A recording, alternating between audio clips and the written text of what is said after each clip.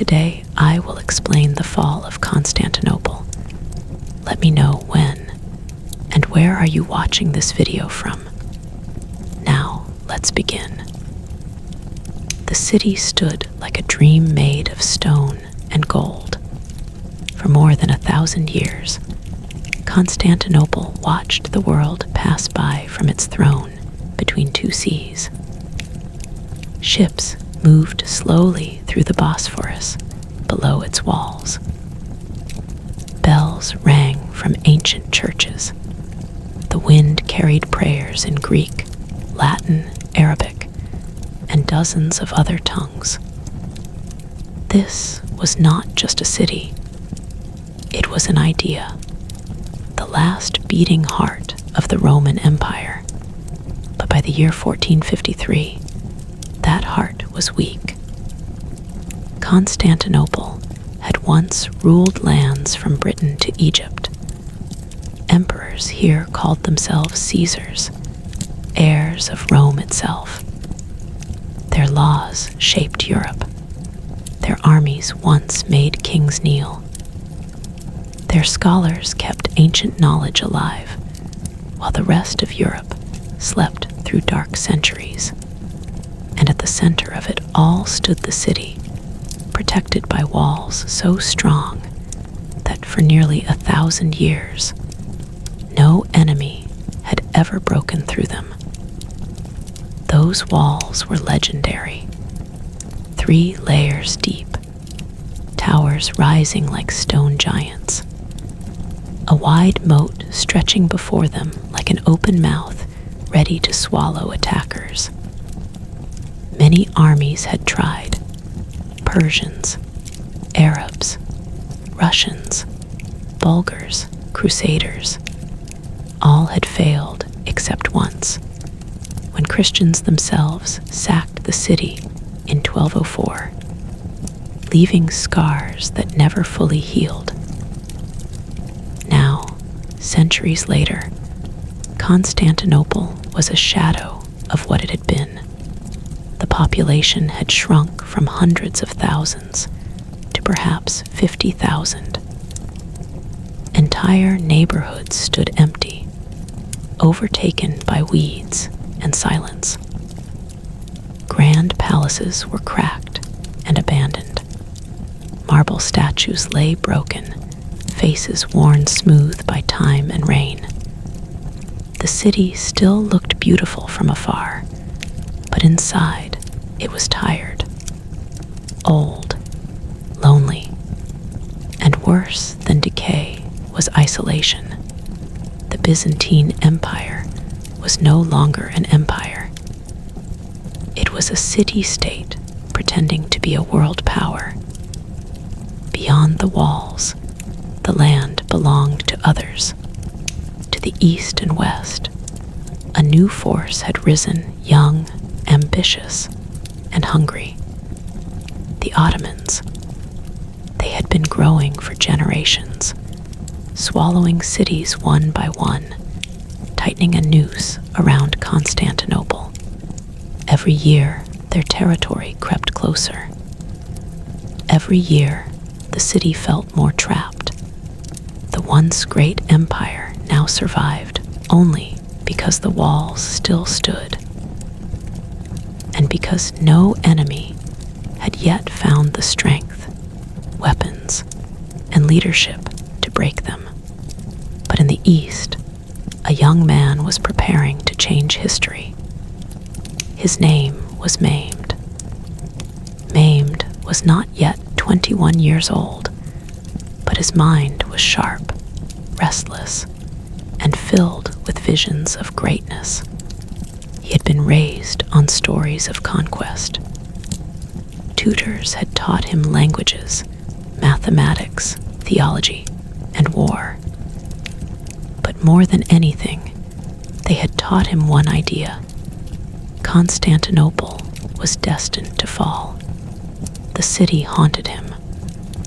Prophecies spoke of a great leader who would conquer it.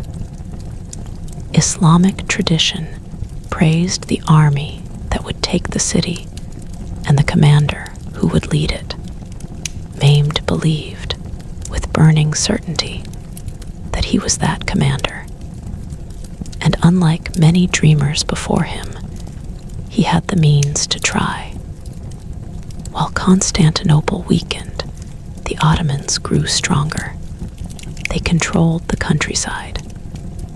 They commanded powerful armies trained from childhood. Their soldiers, especially the Janissaries, were disciplined, loyal, and deadly.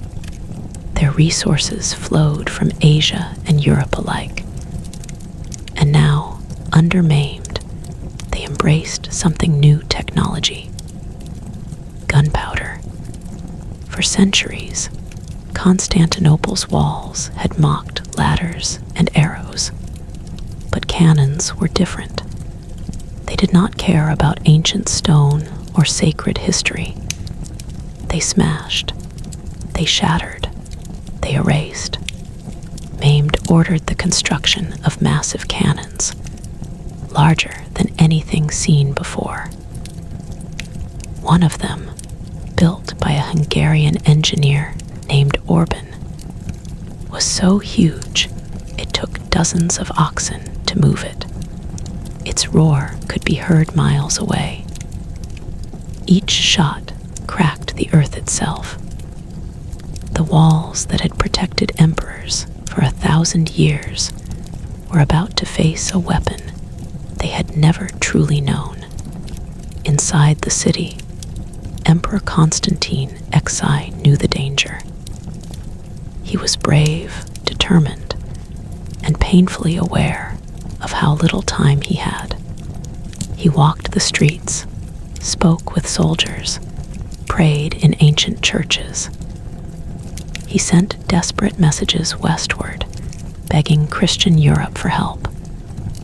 But Europe was divided. Kings argued. Popes demanded religious unity in exchange for aid. Old wounds between Catholics and Orthodox still bled. Some ships came. A few thousand soldiers arrived. Brave men, but far too few. Constantinople needed an army. What it received was a gesture. Still, the emperor refused to surrender. He knew what the city meant to Christianity, to history, to memory. If Constantinople fell, something ancient would die with it. So he chose to stand, even if standing meant dying on the walls his ancestors had built. As winter turned to spring, signs of doom filled the air.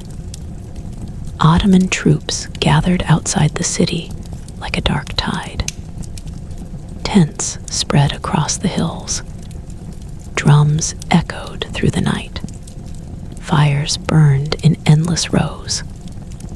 From the towers, defenders watched silently, counting banners, counting men, counting the days. In the harbor, a massive iron chain stretched across the water, blocking enemy ships from entering. It was one of the city's last great defenses, a symbol of stubborn resistance. As long as it held, Constantinople could still breathe through the sea. But Mehmed was already thinking beyond chains and walls. He studied maps. He listened to engineers. He waited for the right moment. And inside the city, as bells rang and prayers rose into the cold air, everyone understood one terrifying truth. This would not be another failed siege. This time felt different. The ground itself seemed to hold its breath, because soon the cannons would speak. And when they did, the world would never be the same. The first signs of war did not come with noise, but with movement. As spring deepened in 1453, the land around Constantinople slowly disappeared under a sea of men. From the city walls, defenders watched as Ottoman soldiers arrived in endless waves, their tents spreading across the fields like a second city being born in hostile silence. Flags fluttered in the wind, crescent moons catching the light of the rising sun. Horses neighed, carts creaked, and the low hum of thousands of voices blended into a single, unsettling sound. This was no raiding force. This was an army that had come to stay. Maimed II arrived not as a reckless youth, but as a ruler fully in control. He rode among his troops calmly, observing everything, listening to commanders, studying the ancient walls that stood before him. The walls of Constantinople were taller and thicker than anything he had seen before, stretching mile after mile, broken by towers that looked almost alive in the evening light. To many men, they would have seemed impossible. To Maimed, they were a challenge waiting to be solved.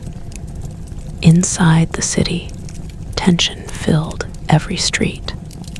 The people of Constantinople knew how sieges worked. They had survived many, but this time, fear sat deeper in their chests. They could see the size of the enemy. They could hear the distant hammering as the Ottomans prepared their weapons. Shops closed early. Families whispered at night. Priests led longer prayers, their voices echoing through churches heavy with incense and doubt. Everyone waited for something to happen, and that waiting was almost worse than the attack itself. Emperor Constantine XI moved constantly. He inspected the walls, spoke with commanders, encouraged soldiers who were outnumbered 10 to 1. He wore simple armor, not the robes of a distant ruler. He wanted his men to see him as one of them. When he spoke, he did not promise victory. He promised honor. He reminded them that they were defending more than stone. They were defending their faith, their history, and the memory of an empire that had once ruled the world. The defenders were a strange mix of people. Greeks stood beside Italians, Venetians beside Genoese. Some were professional soldiers. Others were ordinary citizens holding spears for the first time in their lives. One man stood out among them, Giovanni Giustiniani, a skilled Genoese commander who took charge of defending the land walls.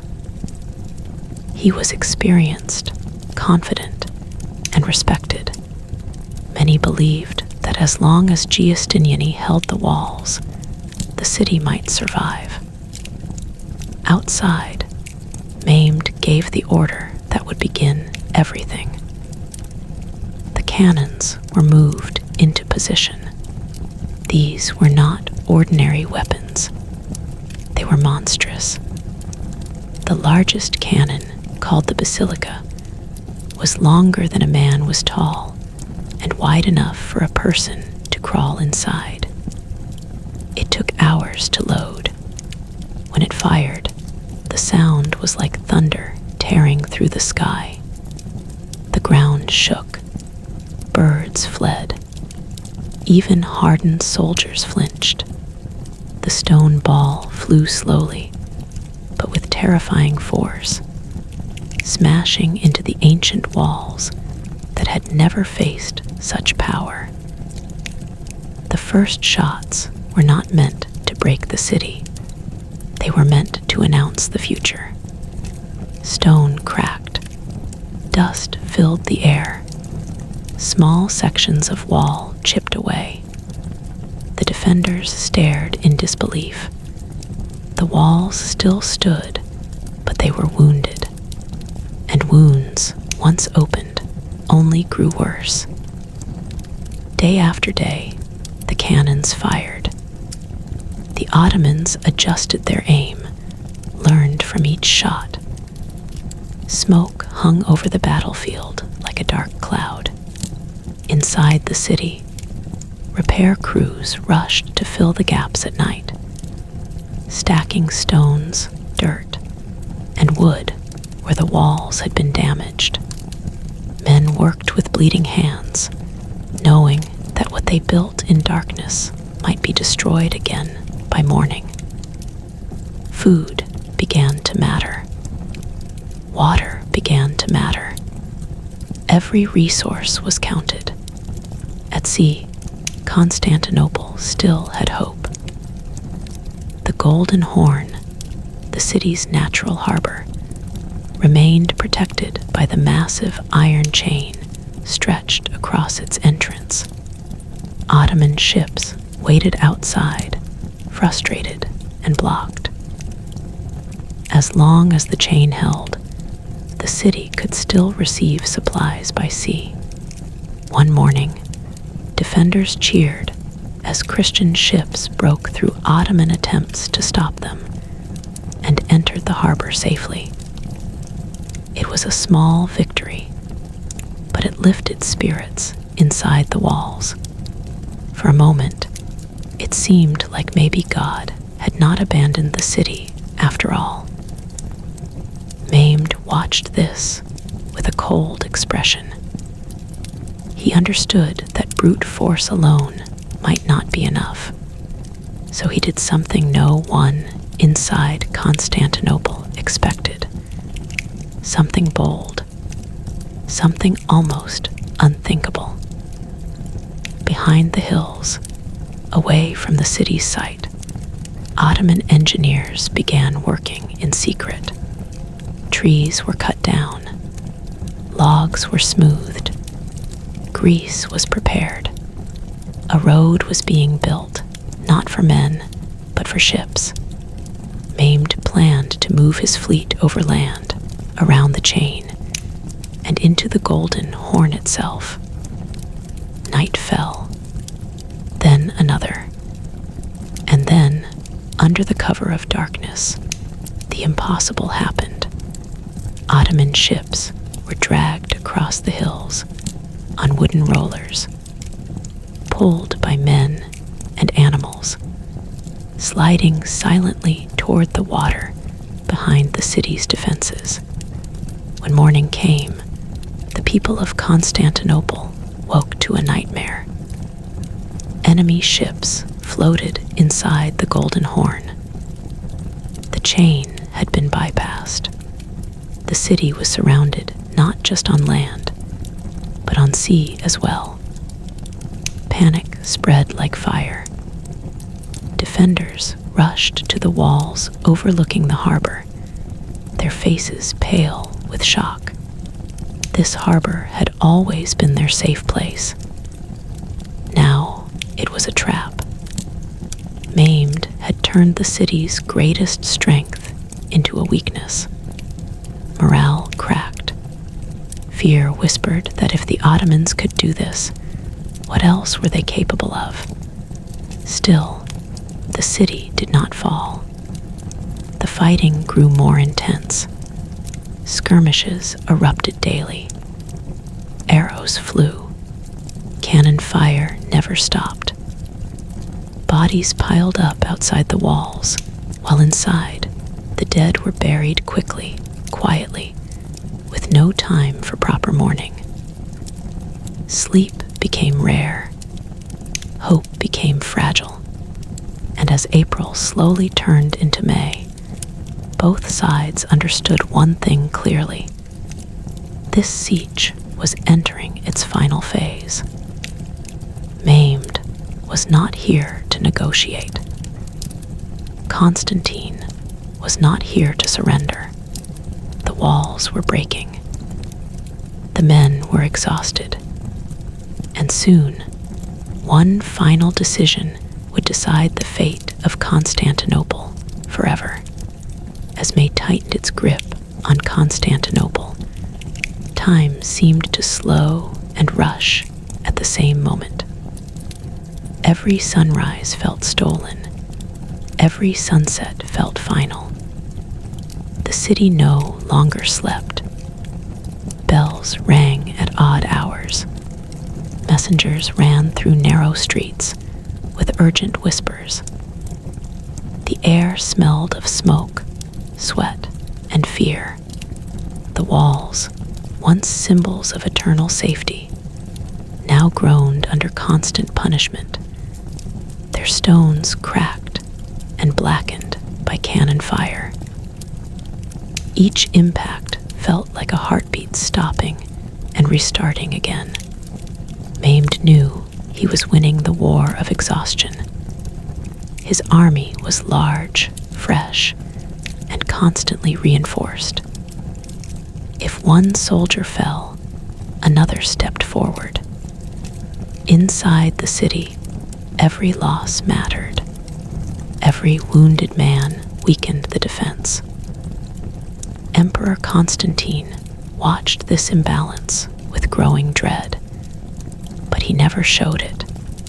He continued walking the walls daily, speaking softly to tired soldiers, reminding them that history was watching, even if help was not coming. The cannons never truly rested. Daylight bombardments shattered stone, while night attacks tested nerves. Ottoman engineers pushed trenches closer to the walls, digging like shadows under moonlight. From the towers, defenders dropped stones, poured boiling liquids, and fired arrows until their arms trembled. Sometimes the fighting was so close that men could hear each other breathing, could see the whites of each other's eyes through the smoke and darkness. The land walls suffered the worst. Giustiniani and his men fought there without pause, repairing damage every night, standing firm every morning. He became a symbol of hope, a foreigner defending a dying empire as if it were his own. When soldiers saw him still standing, still commanding, they believed the city could hold a little longer. But Maimed was patient. He ordered constant probing attacks, not to break through, but to wear the defenders down. Small assaults tested weak points. Feigned retreats lured men out of position. Every mistake was studied. Every response was measured. This was not rage. This was calculation. Inside Constantinople, supplies grew thin. Bread was rationed. Water was guarded. Horses were slaughtered for meat. Families who had once lived comfortably now shared single rooms, huddled together at night as cannon fire shook the ground beneath them. Children cried quietly. Mothers prayed without words. The city's beauty faded behind hunger and fear. Religious tension also returned like an old wound reopening. The emperor had accepted a union with the Catholic Church in hopes of Western aid, but many Orthodox citizens rejected it. Some believed that God punished the city for this compromise. Others believed God had already abandoned them long ago. Arguments broke out in churches and streets, even as the enemy stood at the gates. Faith, which once united the city, now divided it in its darkest hour. Outside the walls, Maimed prepared something more dangerous than cannons. Mining began. Ottoman engineers dug tunnels beneath the earth, aiming to reach the foundations of the walls. Their goal was simple: collapse them from below.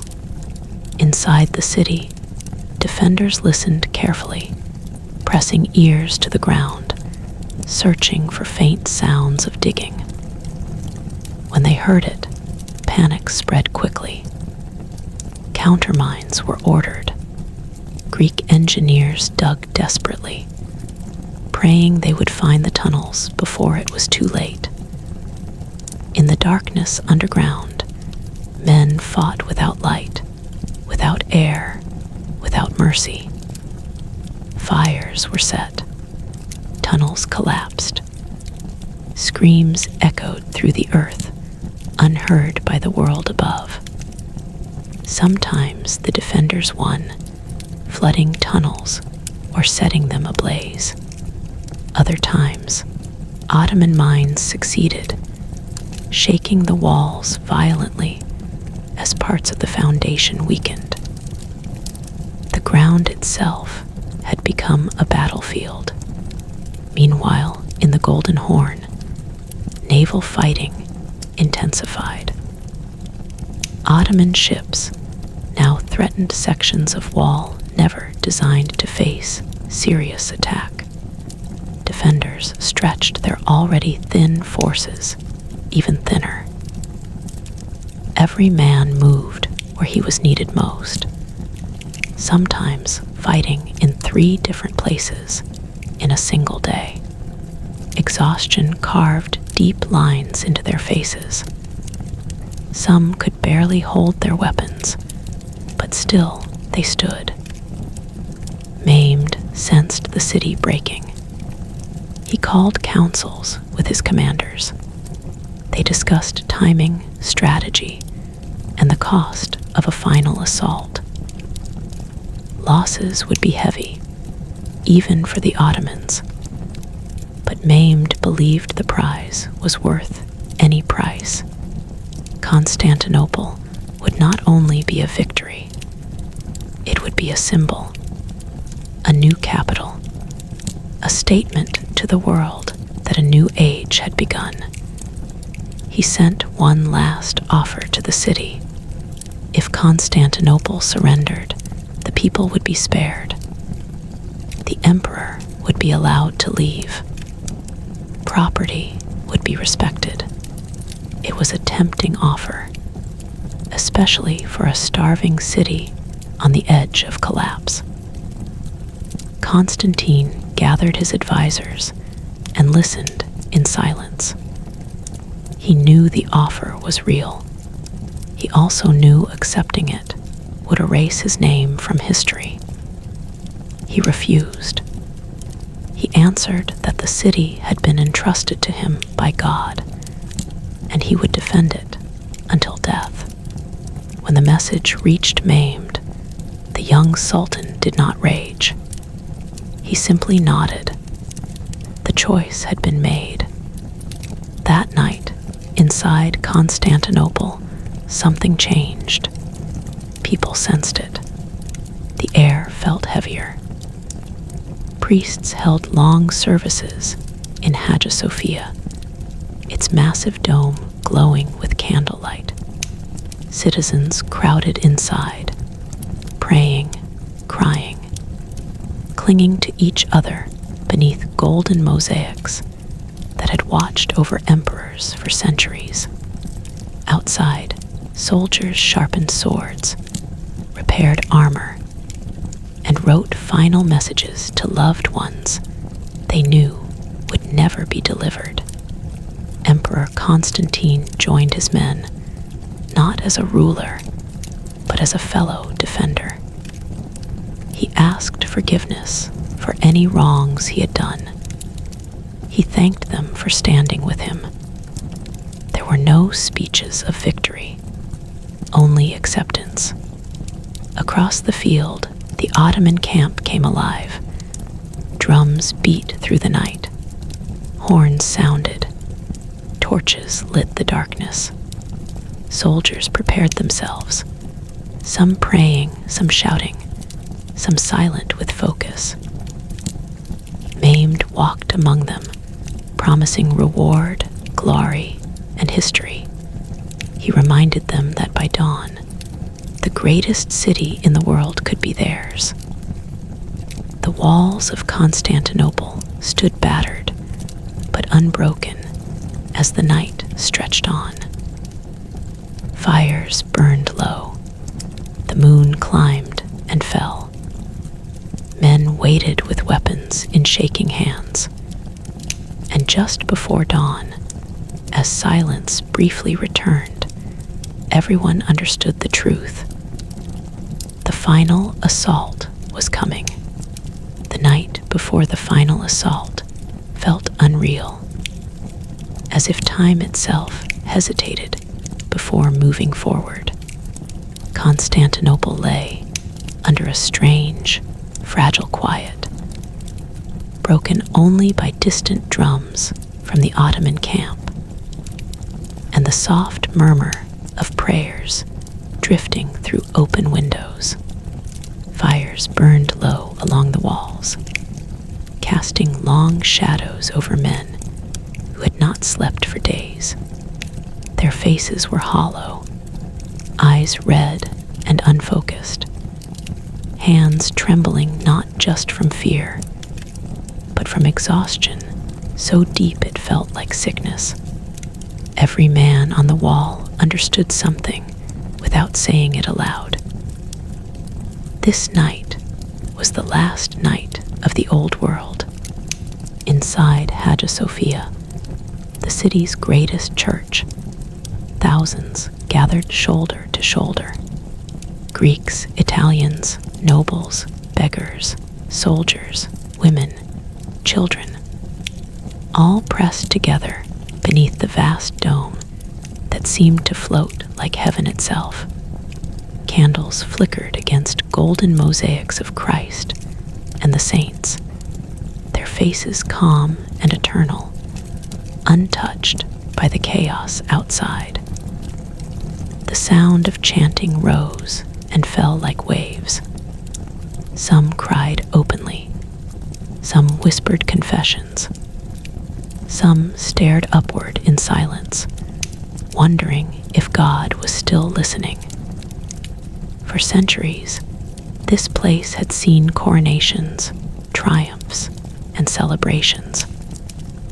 Now it witnessed farewell. Emperor Constantine XI stood among his people, not on a throne, not elevated above them. He wore armor beneath a simple cloak, his sword resting at his side. He prayed like any other man, knowing that by the next sunrise, he would likely be dead. There would be no escape, no last-minute miracle, just steel, fire, and fate. When the service ended, people embraced one another, unsure if they would ever meet again. Families broke apart in silence. Mothers kissed their children's foreheads and sent them away, not knowing whether that was an act of hope or cruelty. On the walls, final preparations continued. Damaged sections were reinforced with whatever materials remained.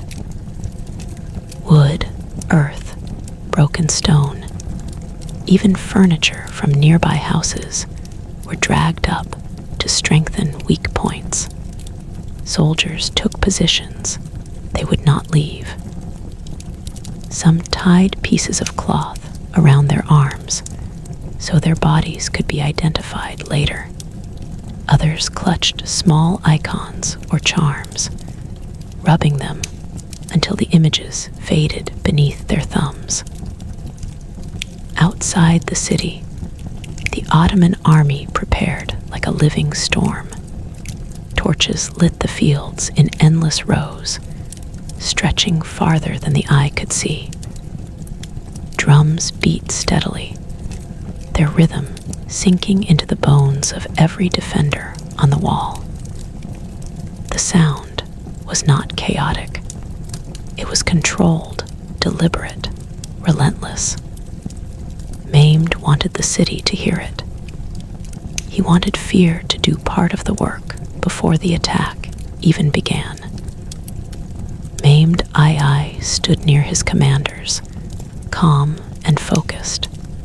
He had planned this moment carefully. The assault would come in waves. First, irregular troops and volunteers would attack, exhausting the defenders and forcing them to reveal their strength. Then trained Anatolian soldiers would press harder. Finally, when the defenders were broken and bleeding, the Janissaries would strike, disciplined and deadly, aiming straight for the heart of the city. It was a brutal plan, but a smart one. Maimed new walls could survive cannons. Men could not survive endless pressure. Just before dawn, the cannons fired one last time. The explosions tore through the silence like the roar of angry gods. Stones shattered. Dust filled the air. Portions of the wall collapsed completely, leaving gaping wounds hastily filled with rubble and bodies. Defenders ran to these breaches, knowing they were now the most dangerous places on Earth. The walls were no longer lines of defense. They were killing grounds. Then the horns sounded. The first wave came screaming out of the darkness. Lightly armored troops surged forward, climbing over fallen stone, rushing ladders toward the walls, firing arrows wildly. They were loud, chaotic, almost reckless. Defenders responded with everything they had left. Arrows flew. Spears thrust downward. Stones crashed onto helmets and skulls. Oil burned flesh. The screams of the wounded echoed between the walls and the earth like trapped souls. This first wave died in huge numbers, but that was their purpose. As they fell, they drained the strength of the defenders. Arms grew heavy. Throats burned from shouting. Blood slicked the stones, making footing uncertain. Bodies piled so high that attackers used the dead as steps to climb higher. And then, just as the defenders tried to breathe, the second wave came. These soldiers were better trained, better armed, more focused. They attacked the breaches again and again, pushing deeper, forcing hand-to-hand combat. Swords met shields. Spears broke. Men grappled in the dirt, biting, stabbing, screaming. There was no room for formations, no space for elegance. This was survival reduced to instinct. Giustiniani fought at the most critical breach, moving constantly, encouraging his men, striking wherever the line began to bend. He had been wounded before, but he ignored it. His presence alone kept the defense alive. As long as he stood, men believed the walls could still hold. But the cost was unbearable. Hours passed. The sky slowly lightened. Smoke thickened the air. The defenders were breaking. Not all at once, but piece by piece. And then, in a moment that would change everything, Giustiniani was struck again. This wound was deep. Blood poured from his body. Pain finally overwhelmed him. His men tried to keep him standing, but he could not continue. When word spread that Giustiniani was leaving the wall, panic followed. Men who had relied on his strength felt something snap inside them. Discipline wavered. Lines thinned. The defenders were still fighting, but now they were fighting without belief. And belief, more than stone or steel, had always been Constantinople's strongest wall. That was when the Janissaries advanced. Silent compared to the earlier waves, they moved forward with terrifying calm. Their armor was clean. Their steps were steady. They did not shout. They did not rush. They climbed, advanced, and fought like machines. At the breaches, exhausted defenders faced fresh, disciplined killers. The balance shifted instantly. Somewhere in the chaos, an Ottoman soldier raised a flag on the wall. It was a small moment, barely noticed at first. But symbols matter. When defenders saw the banner, fear surged through what remained of their strength. Rumors spread faster than truth. The city has fallen. The walls are breached everywhere. It's over. Emperor Constantine fought among his men, sword drawn, armor stained with blood. He refused to retreat. He refused to be captured. He was no longer an emperor in that moment. He was simply a man defending his home. When the final push came, he vanished into the chaos, swallowed by smoke, steel, and history. His body was never clearly identified. His death became legend. As the sun rose fully over Constantinople, the fighting spilled inward. The gates were opened from the inside. Ottoman troops poured through streets that had once echoed with prayers and trade. The city that had defied the world for 1,000 years was finally breached. Bells rang not in celebration, but in alarm. Screams replaced chants. The dream of Constantinople shattered into countless pieces. And yet, even as the city fell, something larger was being born. Because the fall of Constantinople was not just the end of a city, it was the beginning of a new era. And the consequences of this morning would soon ripple far beyond these broken walls. The moment the Ottoman forces poured through the broken defenses, the city transformed from a battlefield into a storm of chaos.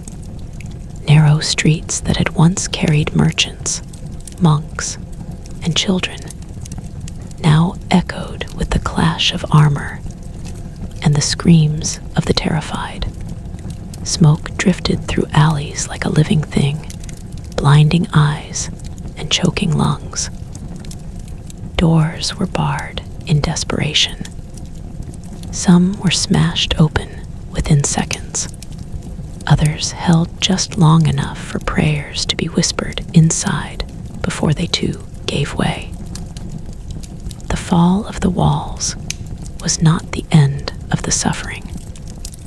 It was only the beginning. Ottoman soldiers surged forward in waves, spreading through Constantinople like floodwater. Discipline began to break as victory took shape. For many troops, especially those promised 3 days of plunder, restraint vanished. Homes were looted. Valuables were torn from trembling hands. People were dragged from hiding places they believed were safe. Cries in Greek, Latin, and countless other tongues filled the air, blending into a single sound of terror that rose above the city like smoke. Some citizens ran toward the great churches, believing sacred ground would protect them. Hagia Sophia became the final refuge for thousands. Its massive doors were shut, barred from the inside as people packed into the vast interior. Children clung to parents. Elders collapsed from fear and exhaustion. Priests continued chanting, their voices shaking but unbroken, convinced until the very end that divine intervention might still arrive. The golden dome above them reflected candlelight softly, as if nothing outside could ever reach this place. But the city had already crossed the point of no return. When Ottoman troops reached Hagia Sophia, the doors were broken open with force. The chant stopped. Silence fell for one terrible second, and then panic exploded. People screamed, ran, fell over one another. Soldiers poured inside, their footsteps echoing under the dome that had crowned emperors for centuries. Sacred space offered no protection from conquest. Icons were torn down. Treasures were seized. The church that had stood as the heart of Eastern Christianity was claimed as a symbol of victory. Elsewhere, resistance flickered briefly, then died. Small groups of defenders tried to hold street corners or gates, but without leadership, without hope, their efforts collapsed quickly. Many threw down their weapons and surrendered. Others fought until they were cut down where they stood. The empire that once ruled half the known world ended not with a final command, but with scattered acts of courage lost in confusion. By midday, the fighting had mostly ended. Constantinople was no longer a city defending itself. It was a conquered city. Maimed Ai entered the city carefully, not in wild triumph, but with controlled purpose. He rode through streets littered with debris, broken weapons, and bodies. He saw destruction, but he also saw opportunity. This was the prize he had dreamed of since childhood. The city of emperors was now his. He ordered that the worst excesses of violence be stopped. Looting would end. Order would be restored. Constantinople was not to be destroyed. It was to be transformed. When Maimed reached Hagia Sophia, he dismounted and walked inside. He looked up at the dome, silent and thoughtful. Then he ordered the building claimed as a mosque. A prayer was offered. In that moment, history turned sharply. The spiritual heart of Byzantium shifted, not slowly, but instantly, into something new. The echo of the first Islamic prayer inside Hagia Sophia marked the end of one era and the undeniable beginning of another. The fate of the people was mixed and uncertain. Many were enslaved. Others were allowed to remain, depending on their skills, their wealth, or simple chance. Families were torn apart in moments. Some were marched away in chains. Others disappeared into the city under new rulers, their lives continuing, but forever altered. Fear did not end with the fighting. It settled into daily existence, heavy and unavoidable. As news spread beyond the city, shock rippled across Europe and the wider world. Constantinople had been thought nearly immortal. Its fall felt impossible, unreal. Bells rang in distant cities, not in celebration, but in mourning. Scholars, priests, and rulers struggled to understand what had happened. The last remnant of the Roman Empire was gone. A line that stretched back to ancient Rome itself had been cut. But history does not pause to grieve. Maimed moved quickly to reshape his new capital. He encouraged people to return, to rebuild, to repopulate the city.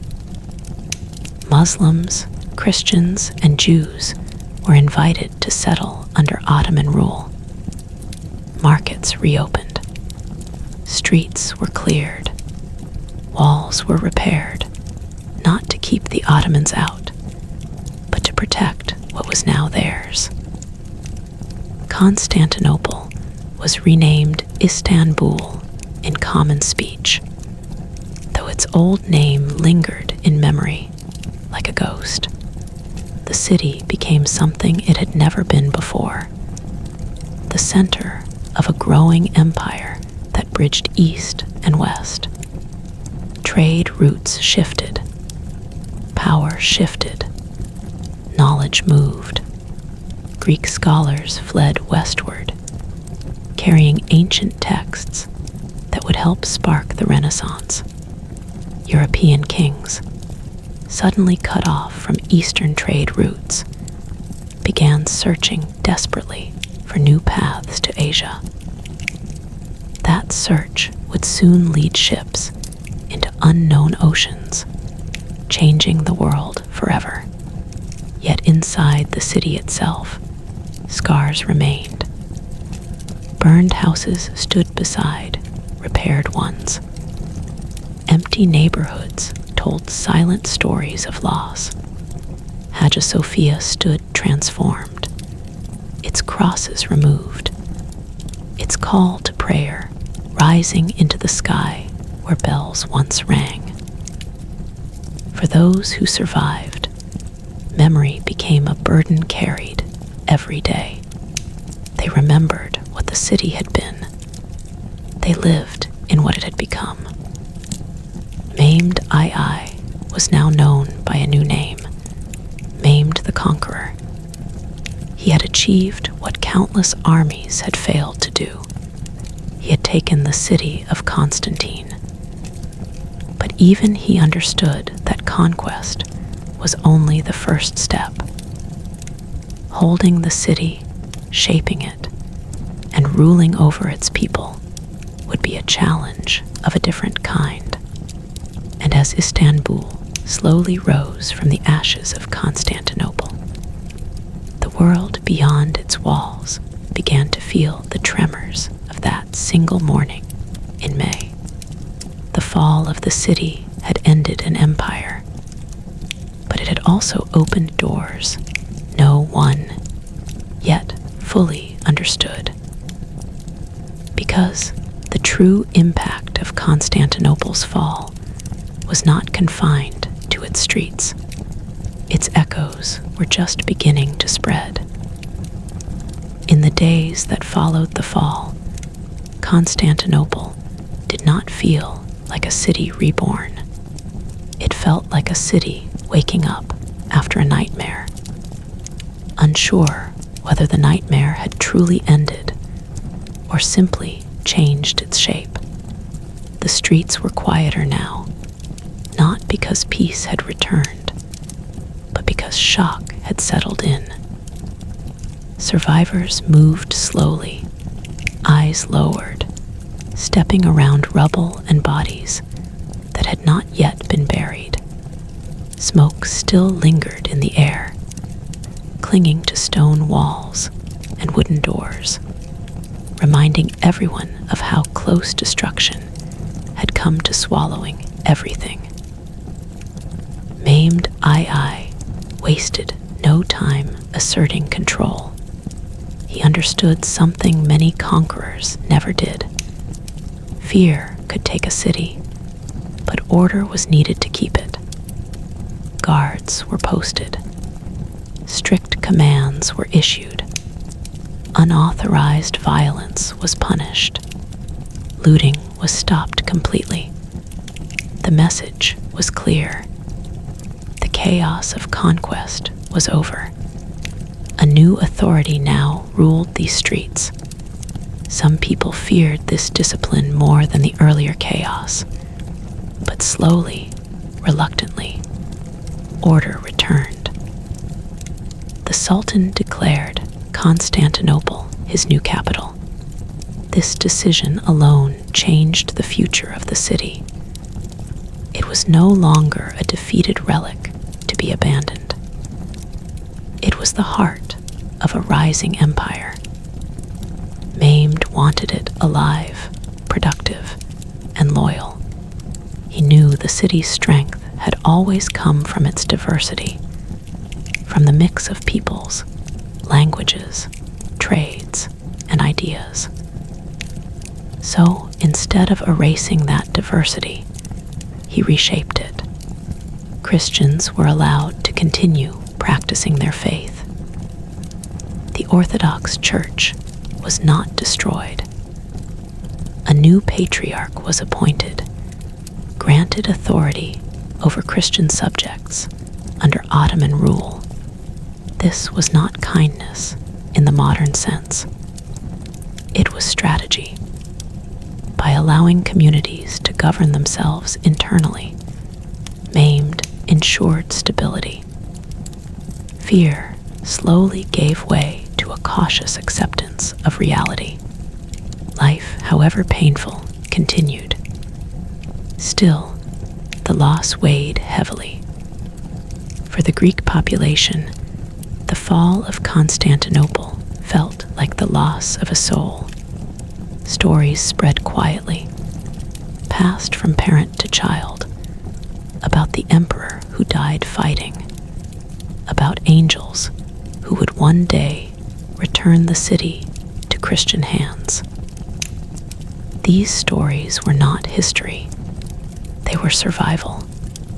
They gave meaning to loss. They turned defeat into something bearable.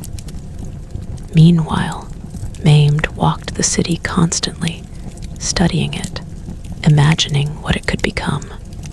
He ordered repairs to walls and roads. He restored aqueducts. He reopened markets. He invited merchants from across the empire to settle in the city, offering land, protection, and opportunity. Slowly, Istanbul began to breathe again. Not as Constantinople, but as something new built on the bones of the old. Beyond the city, the world struggled to understand what had happened. In Europe, news of the fall arrived like a thunderclap. Courts fell silent. Churches held emergency prayers. Scholars wrote in disbelief. The city that had stood for over 1,000 years was gone in a single morning. Many saw it as a punishment from God.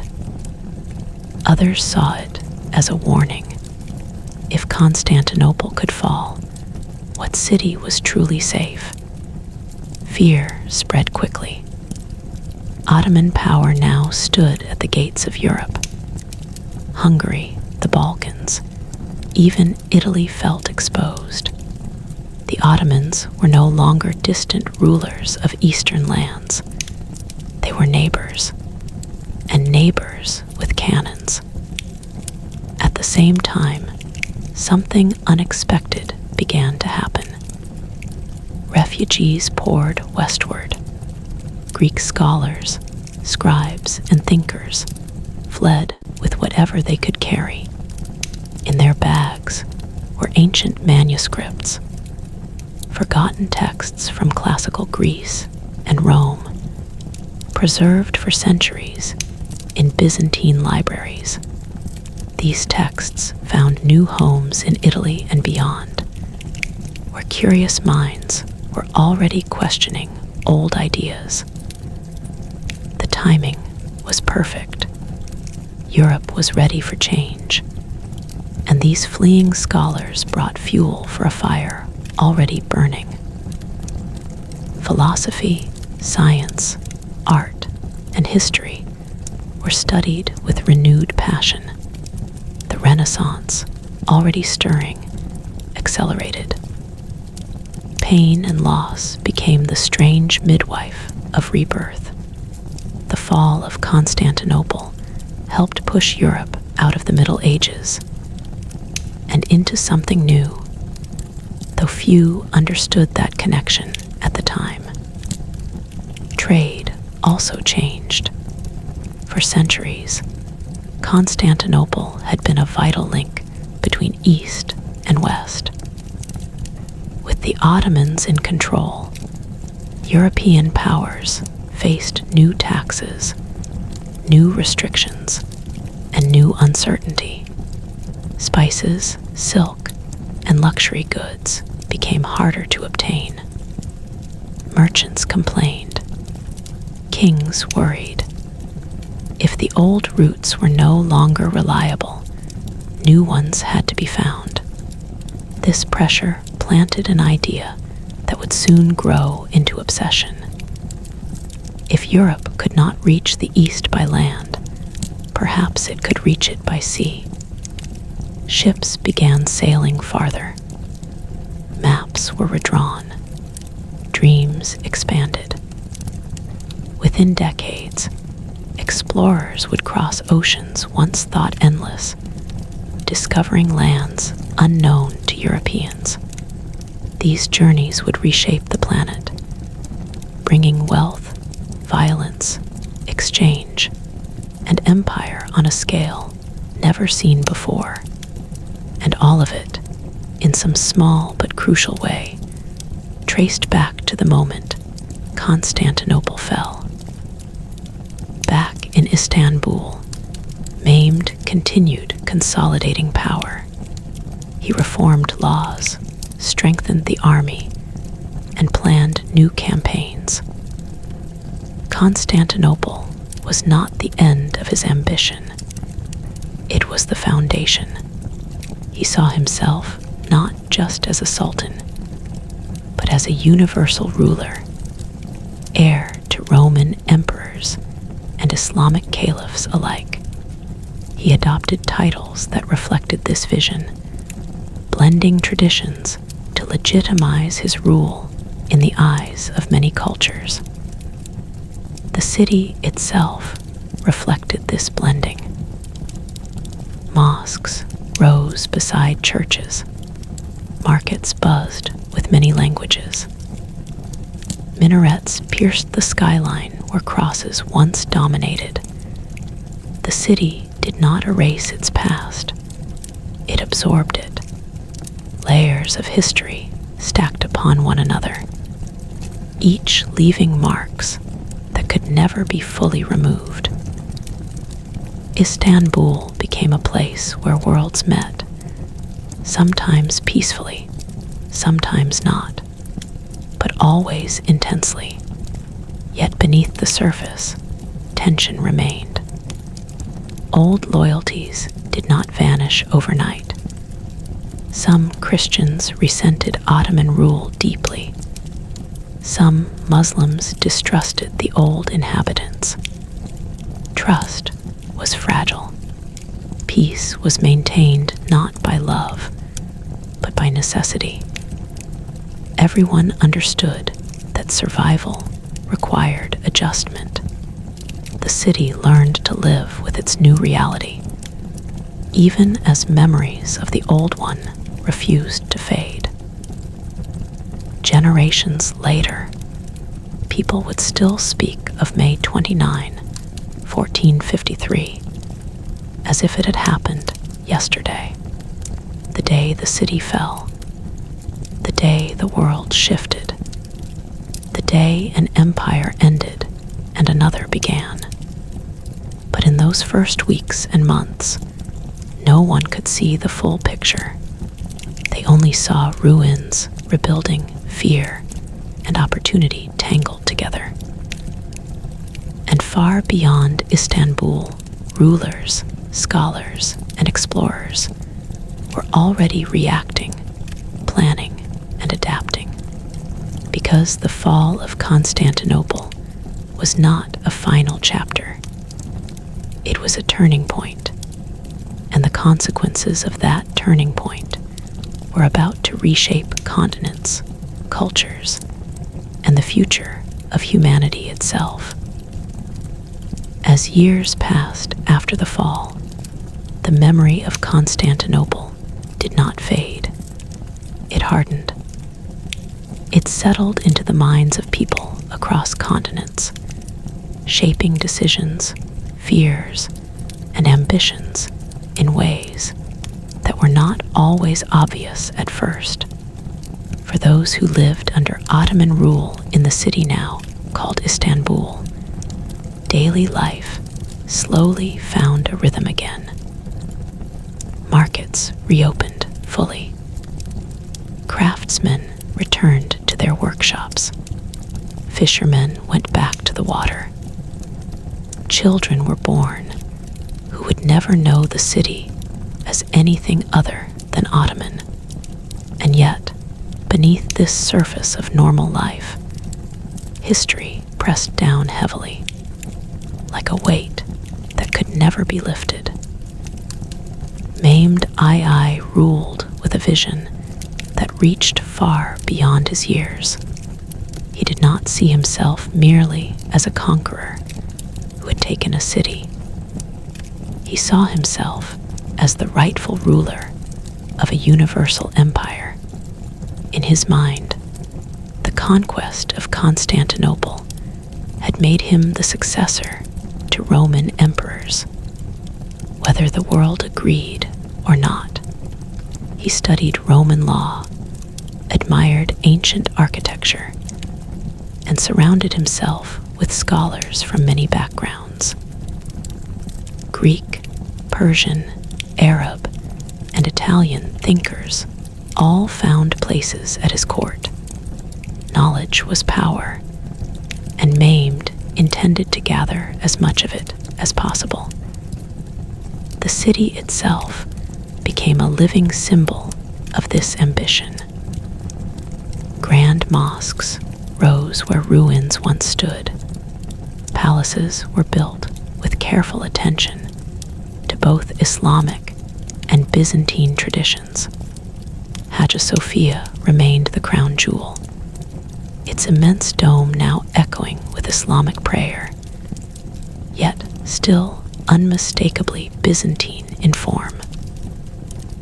It was a reminder that the past had not been destroyed. It had been claimed.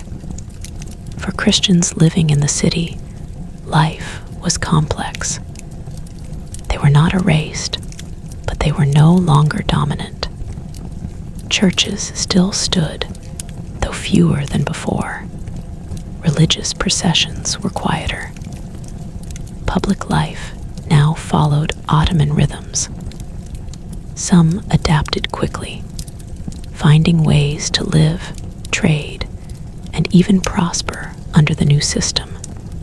Others never truly accepted it, living with a constant sense of loss, passing down stories of the old empire, as if telling them often enough might keep it alive. These stories became legends. People spoke of Emperor Constantine not as a defeated ruler, but as a sleeping king who would one day return. They said angels had hidden him beneath the city walls, waiting for the moment Constantinople would be restored. Such myths were not meant to be believed, literally. They were meant to comfort. They gave meaning to a loss so great that accepting it fully felt impossible. While Istanbul rebuilt, Europe changed in quieter but deeper ways. The fall of Constantinople had shattered a psychological barrier. For centuries, the city had stood as a shield between Europe and the Muslim world. With that shield gone, fear took root.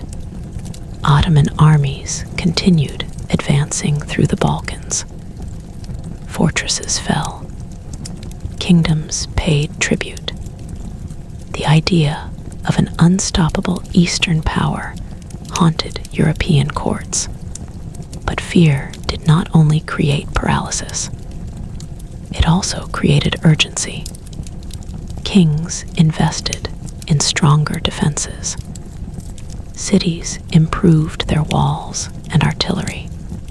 Military science evolved rapidly, driven by the realization that medieval methods were no longer enough. Gunpowder warfare became central. Castles that once seemed unbreakable were redesigned or abandoned entirely. The age of knights and high walls was ending, just as Constantinople's fall had shown. At the same time, scholars in Europe began asking deeper questions. Why had God allowed the city to fall? Was history moving toward something new? Was the old order broken? These questions pushed thinkers to challenge traditions, to study ancient texts more critically, and to seek knowledge beyond religious explanation alone. The seeds of modern thinking grew slowly, watered by shock and uncertainty. The movement of people also changed everything. Greek scholars who fled Constantinople did not simply bring books. They brought a way of thinking shaped by centuries of careful study.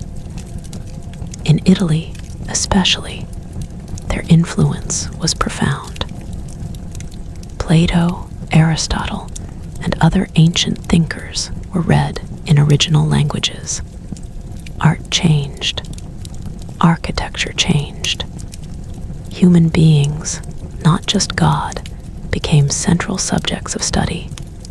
The Renaissance gained momentum, and with it came a shift in how Europeans saw themselves and their place in the world. Trade routes continued to shift under Ottoman control. Merchants adapted, but frustration grew. The desire to bypass Ottoman lands became stronger with each passing year. Portugal and Spain invested heavily in exploration. Ships sailed farther down the African coast. Navigators improved maps and instruments. The ocean, once feared as endless and deadly, began to look like a path instead of a barrier. All of this movement, all of this change, traced a thin but unbroken line back to May 29, 1453. Back in Istanbul, Mehmed prepared for more conquests. He was not satisfied with one great victory. He dreamed of Rome itself, of pushing deeper into Europe, of cementing his place in history beyond doubt. Campaigns were planned. Armies marched. Fortresses fell.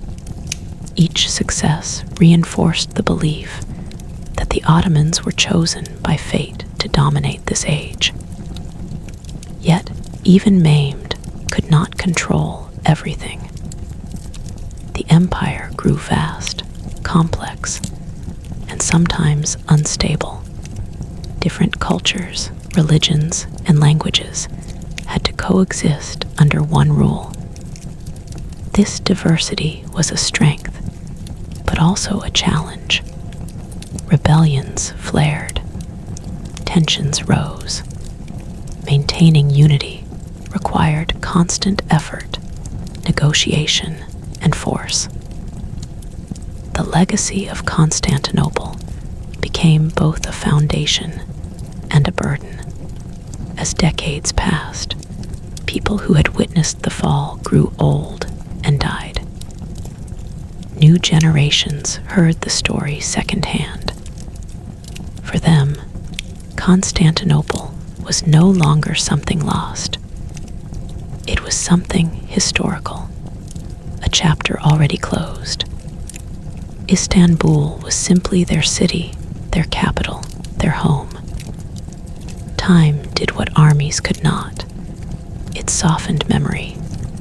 And yet, across the world, the consequences of that single siege continued to unfold. Explorers would soon reach the Americas. Empires would rise and fall across oceans. Religions would spread and clash in new lands. Trade would connect continents in ways unimaginable to those who had stood on Constantinople's walls in 1453. The world was expanding, accelerating, transforming. The fall of Constantinople had not ended history. It had pushed it forward. And in the next chapter of this story, the focus would shift even farther outward to how this single event reshaped global power, belief, and ambition in ways no one inside the city could have predicted. As they watched the walls collapse, as the decades rolled forward, the fall of Constantinople stopped being just a memory of loss or victory and became something larger, something almost myth-like, shaping how entire civilizations understood themselves. The city, now firmly established as Istanbul, stood at the center of this transformation. It was no longer merely a conquered capital. It was a living crossroads where the old world and the new collided every single day. Traders from Asia, Africa, and Europe filled its markets. Scholars debated in courtyards once walked by emperors. Soldiers marched past ruins that still whispered the names of Rome and Byzantium. For the Ottoman Empire, Constantinople's capture marked the moment it stepped fully onto the world stage. Before 1453, the Ottomans were powerful, feared, and ambitious. But afterward, they were something else entirely. They were heirs to empire. Istanbul became the beating heart of Ottoman authority, radiating power outward in every direction. From this city, laws were written, armies dispatched, and cultures blended under a single imperial vision. The empire expanded relentlessly. The Balkans bent under Ottoman pressure. Serbia fell. Bosnia followed. Greece became firmly Ottoman. Hungary trembled. Even the walls of Vienna would one day face the same crescent banners that had flown over Constantinople. Each new conquest echoed the lessons learned in 1453. Artillery mattered, discipline mattered, patience mattered. Medieval Europe had learned too late that the future of warfare had already arrived. Meanwhile, the Christian world struggled to redefine itself. The fall of Constantinople had been more than a military defeat. It had been a spiritual wound. For centuries, the city had stood as the guardian of Eastern Christianity, a living link to Rome's ancient glory. Its loss forced Christians to confront an uncomfortable truth. Power was no longer guaranteed by faith alone. God, it seemed, did not always favor the familiar. This realization caused division. Some leaders called for crusades, desperate to reclaim what had been lost. Others quietly accepted reality, focusing instead on protecting what remained. The unity of Christendom, already fragile, cracked further. Political survival began to outweigh shared belief. The world was becoming more practical, more ruthless, and less guided by old ideals. At the same time, Istanbul's role as a gatekeeper reshaped global economics. The Ottoman control of land routes to Asia made European access to spices, silk, and luxury goods more difficult and expensive. This pressure did not break Europe, but it pushed it into motion. Maritime nations, especially Portugal and Spain, turned their eyes toward the sea with renewed intensity. Shipbuilders improved designs. Navigators refined their skills. Maps grew more accurate, inch by inch. What began as a response to loss slowly transformed into ambition. The oceans, once feared as endless and cursed, became pathways to opportunity. Explorers sailed south along Africa's coast, testing the limits of known geography.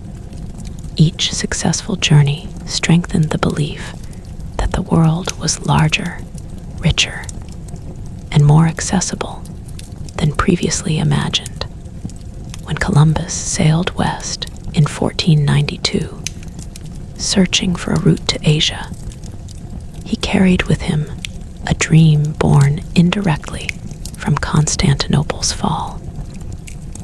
The irony was profound. While Istanbul stood as proof of Ottoman dominance over old trade routes, Europe was quietly learning how to bypass them entirely. Power was shifting again, this time not through walls and cannons, but through wind and water.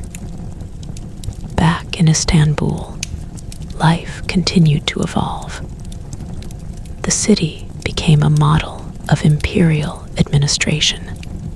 Different religious communities were organized into millets, each governing its own internal affairs. This system reduced rebellion and allowed the empire to function despite its immense diversity. Muslims, Christians, and Jews lived under the same ruler, bound not by shared belief, but by shared law and mutual dependence. This coexistence was not perfect. Inequality existed. Privilege existed. Tension simmered beneath the surface. But compared to the violent religious conflicts that would soon tear Europe apart, the Ottoman system offered a kind of stability that surprised many outsiders. Travelers wrote of Istanbul with awe, describing its size, wealth, and order. To them, it looked like the center of the world. The legacy of Constantinople also reshaped how history itself was written. For centuries, Europeans had seen themselves as the rightful heirs of Rome. Now that claim felt weaker. Rome had fallen long ago. Constantinople, its eastern successor, had now fallen too. The idea of unbroken continuity collapsed. This forced scholars to rethink the past and imagine the future differently. History became something to study, not just inherit. This shift encouraged curiosity. Where did civilizations come from? Why did they rise and fall? Could knowledge prevent decline? These questions fueled intellectual movements that slowly pulled Europe toward modern historical thinking. The fall of Constantinople became a case study in change, power, and adaptation. Even in the Islamic world, the conquest carried deep meaning. Maimed II was celebrated not only as a military genius, but as a figure of destiny. Prophecies spoke of a great city falling to Islam, and many believed Constantinople's capture fulfilled them. This belief strengthened Ottoman confidence and legitimacy, reinforcing the sense that history favored their expansion. Yet time, as always, complicated certainty. Empires grow confident after great victories. They also grow vulnerable. The same forces that allowed the Ottomans to rise would one day challenge them. Technology would spread. Rivals would adapt. New powers would emerge from places no one expected. The world was entering an age of acceleration, where no dominance lasted forever. Still, in the shadow of Hagia Sophia's dome, none of that was visible yet. What was visible was transformation. The call to prayer echoing where bells once rang, new buildings rising among ancient ruins, a city learning to live with many pasts at once. Istanbul became proof that history does not erase. It layers, it reshapes, it remembers, even when people try to forget. And far beyond the city's walls, ships continued to sail farther into unknown waters, carrying with them the hidden legacy of 1453. The fall of Constantinople had pushed humanity toward a wider world, whether it was ready or not. In the next part of this story, that widening world would come into focus as the consequences of one city's fall began to redefine global power, exploration, and the balance between empires on a truly planetary scale. By the early 16th century, the fall of Constantinople had fully escaped the boundaries of memory and entered the realm of cause and effect. The city's capture was no longer just a historical event discussed by scholars or mourned by the faithful. It had become a silent force, shaping empires, redirecting ambitions, and rewriting the balance of the world.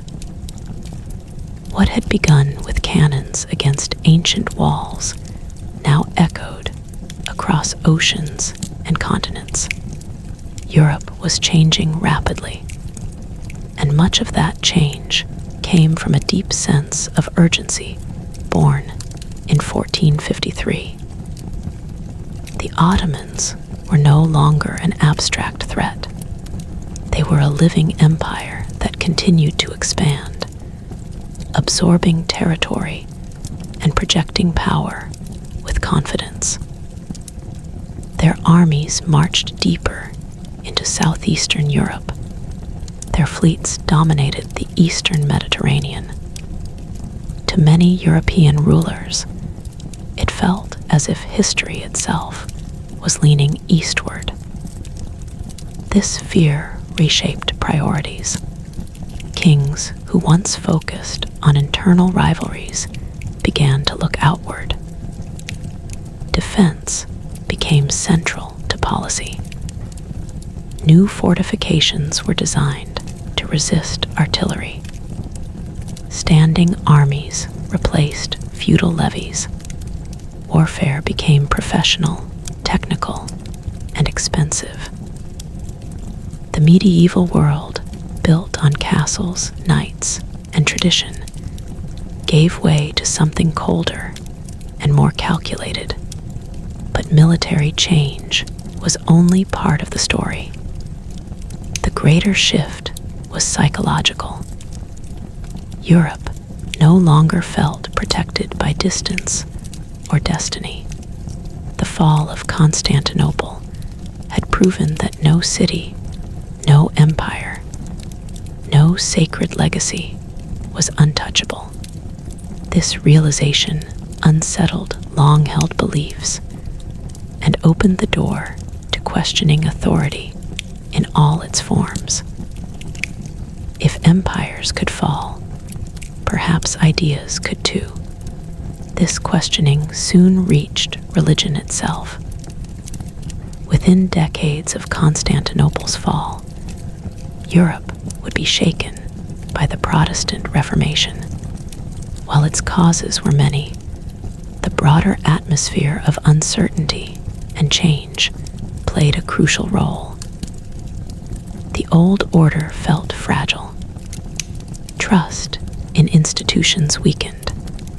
People searched for new truths, new structures, new explanations for a world that no longer felt stable or predictable.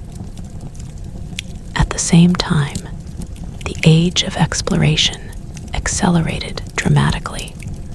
Portugal, driven by the desire to reach Asia without passing through Ottoman-controlled lands, pushed farther along Africa's coast. When Vasco da Gama finally reached India by sea, it marked a triumph not only of navigation, but of persistence born from constraint. Spain followed its own path, sponsoring voyages westward. When the Americas were encountered, Europe's sense of the world exploded outward almost overnight.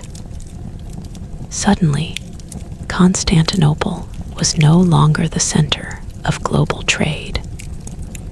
New centers emerged: Lisbon, Seville, Antwerp, later Amsterdam and London. Wealth flowed toward the Atlantic. Power followed it. The Mediterranean world, once dominant, slowly lost its central position. This shift did not happen in a single generation, but it was unstoppable. The fall of Constantinople had nudged history toward the sea, and the sea had opened the door to a new global age. Ironically, the Ottomans themselves did not immediately feel threatened by these changes. From Istanbul, the empire still appeared strong, wealthy, and victorious. The city flourished. Trade remained active. Culture thrived. Suleiman the Magnificent would soon rule, expanding the empire to its greatest extent and overseeing a golden age of law, art, and architecture. From their perspective, the future still belonged to them. But history was quietly rearranging itself. European powers, enriched by overseas colonies and global trade, began accumulating resources on an unprecedented scale. Silver from the Americas flooded markets. New goods reshaped consumption. Naval power grew rapidly. The same technological adaptability that had allowed the Ottomans to conquer Constantinople was now spreading elsewhere, faster than any single empire could control.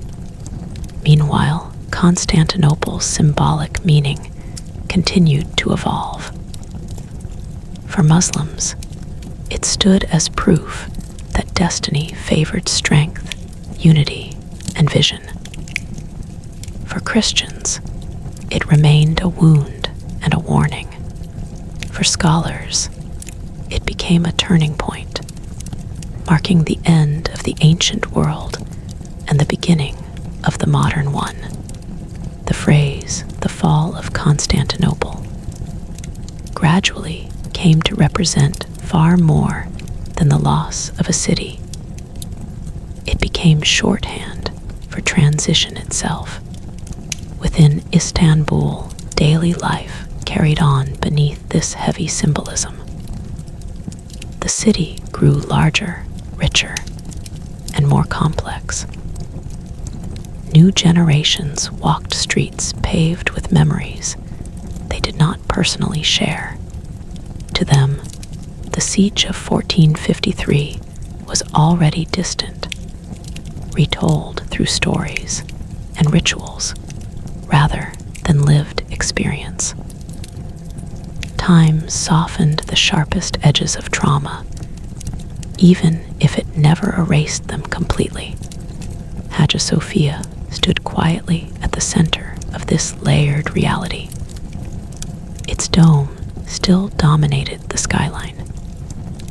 Its walls still bore the marks of centuries. It had witnessed emperors and sultans, coronations and conquests, prayers whispered in fear and spoken in triumph. More than any other building, it embodied the continuity and contradiction of history. Outside the city, the world continued accelerating. Empires rose on other continents, shaped indirectly by the changes triggered in Europe. Colonial networks connected distant peoples, often violently. Cultures collided, merged, and clashed. Knowledge spread faster than ever before.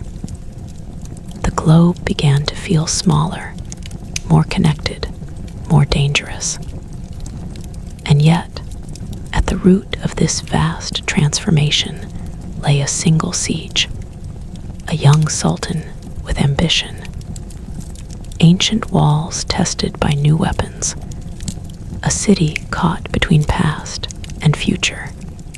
The fall of Constantinople did not create the modern world by itself, but it unlocked forces that reshaped it beyond recognition. By the time historians began to write about 1453 as a dividing line between eras, the consequences were already irreversible. The medieval world had ended not with a slow decline, but with a thunderous collapse that echoed across centuries.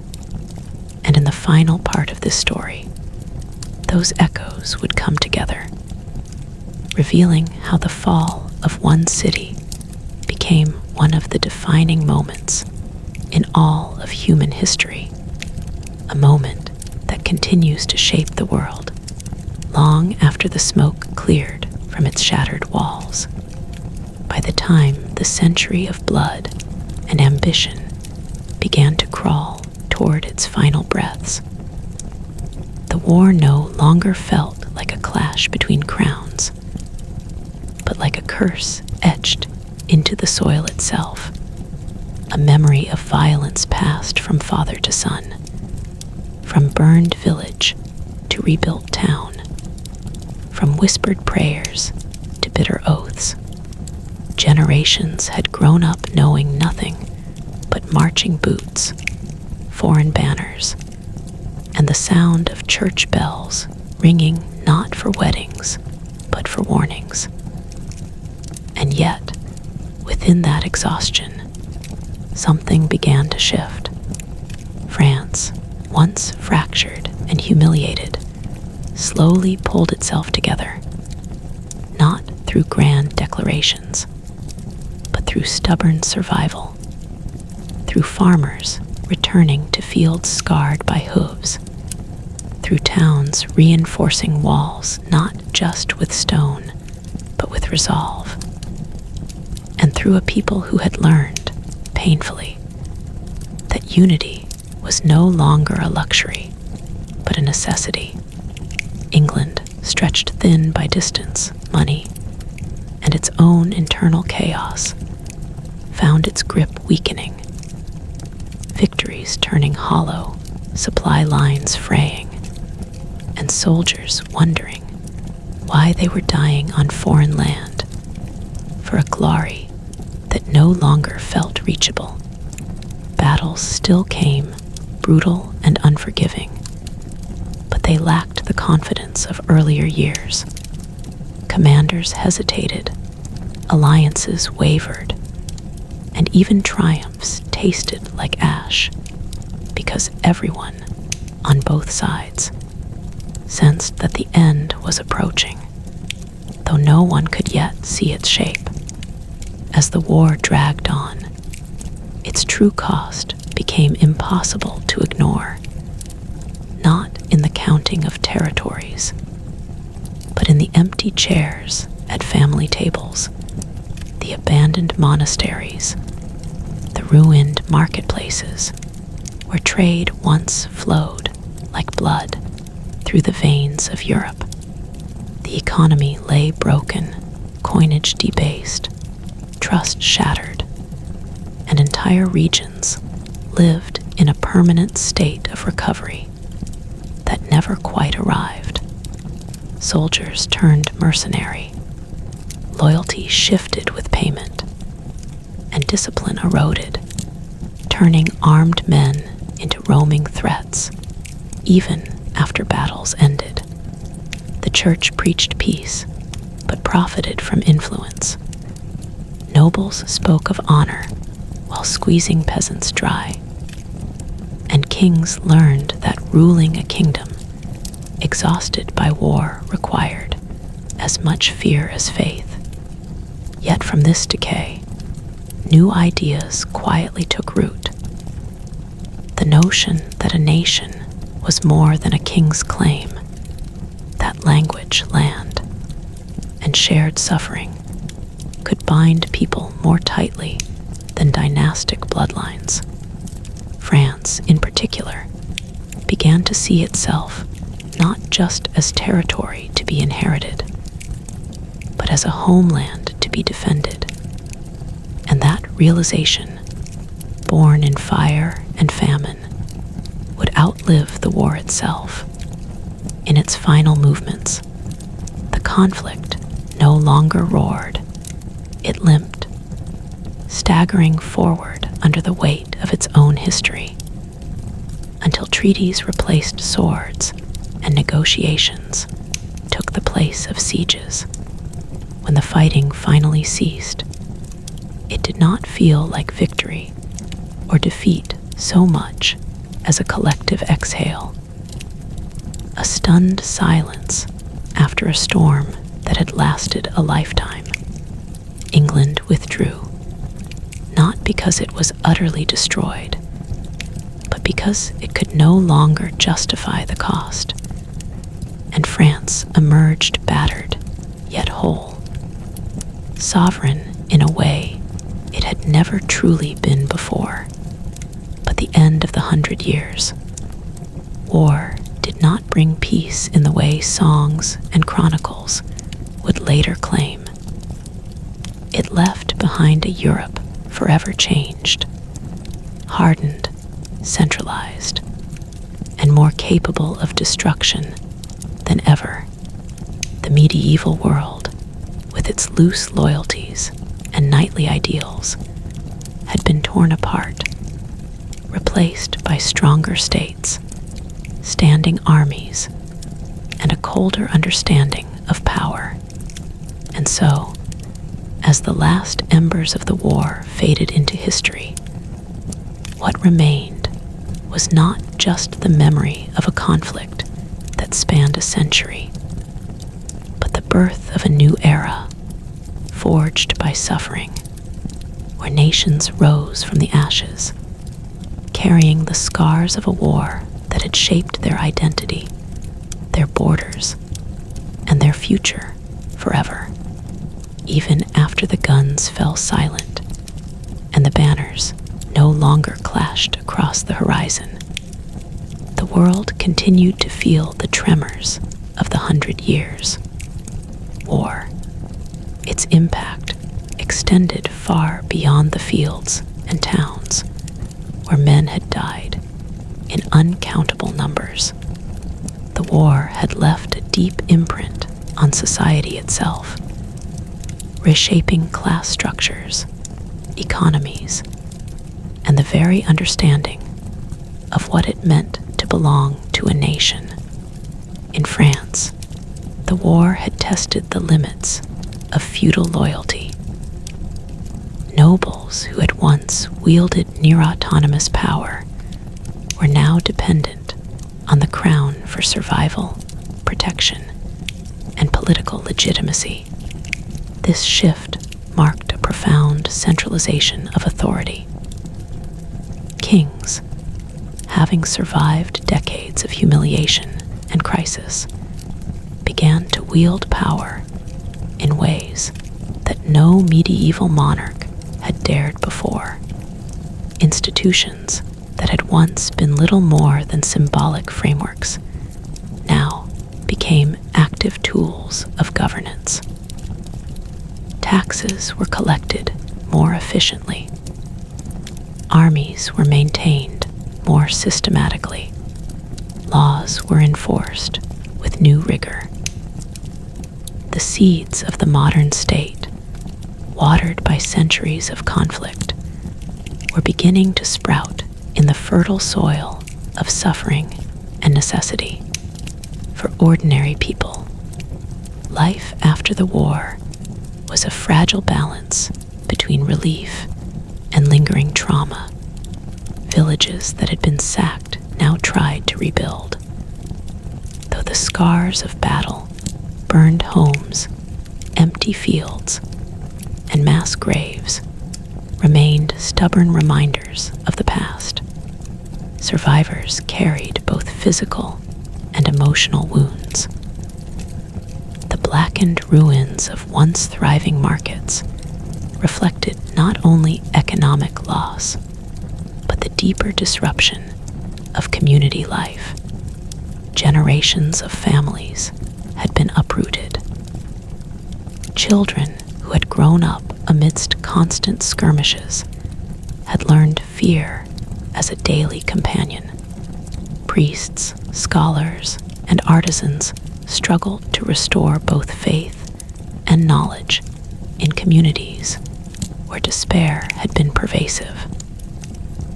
And yet, amid the hardship, a quiet resilience began to emerge. Farmers replanted crops. Artisans reopened workshops. Teachers returned to schools. Even amid destruction, life persisted, stubborn and persistent.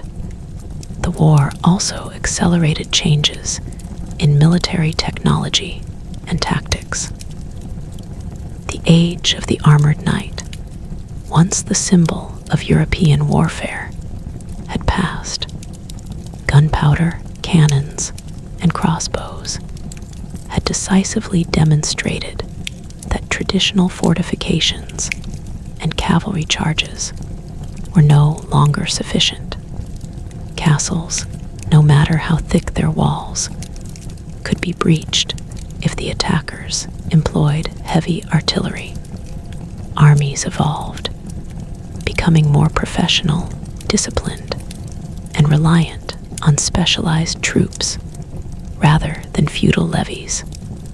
This shift not only changed the way wars were fought, but also altered society itself. Soldiers became a distinct class, often removed from local ties, paid for their loyalty, and capable of influencing politics in new ways. Standing armies, funded by centralized taxation, began to replace the patchwork militias of the past, laying the groundwork for the nation-state militaries that would dominate Europe in the centuries to come. Across the Channel, England experienced a different kind of transformation. The war had drained its treasury, sapped the morale of its nobility, and exposed the limits of distant conquest. Losing the war did not crush England, but it forced the kingdom to redefine itself. Attention turned inward. Parliament gained influence, not merely because of tradition, but because the crown needed consent to levy taxes and maintain armies. Local governance became more important, and towns and cities started to play a larger role in economic and political life. England began to emerge as a centralized kingdom, focused not on continental expansion, but on internal stability and the consolidation of royal authority. The loss of France, though painful, also freed resources that would later fuel England's maritime ambitions, setting the stage for exploration and overseas empire. Meanwhile, the cultural and psychological impact of the war could not be understated. The violence, uncertainty, and social upheaval created a climate in which people questioned long-standing norms and traditions. The church, which had once held unchallenged authority, began to face skepticism. Scholars began to examine history, politics, and human behavior in new ways. Literature, poetry, and art reflected the brutality and endurance of the period, giving voice to experiences that had often been overlooked in official records. Chronicles of battles and sieges blended with tales of heroism, cunning, and tragedy, preserving both fact and emotion for future generations. This literary and intellectual legacy ensured that the war would be remembered not only as a series of military campaigns, but as a transformative period that reshaped human thought, culture, and identity. Trade, too, was irrevocably altered. Routes that had once been secure became dangerous, and economies adapted accordingly. Merchants developed more sophisticated networks, relying on contracts, letters of credit, and partnerships that crossed borders.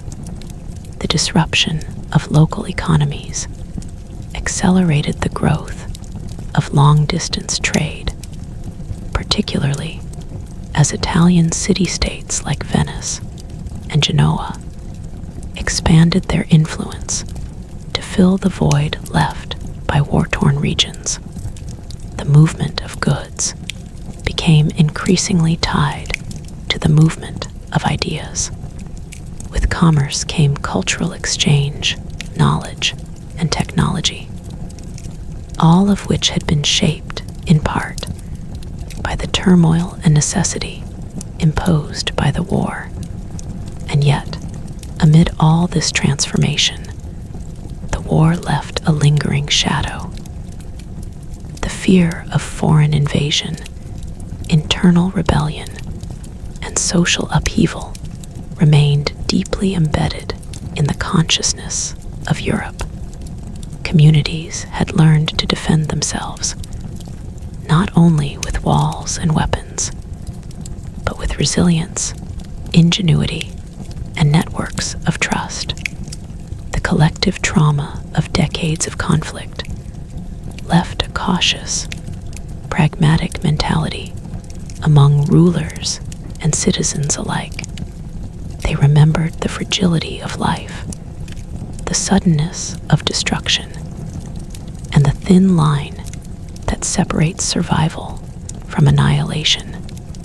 In this fragile aftermath, Europe was simultaneously older and younger.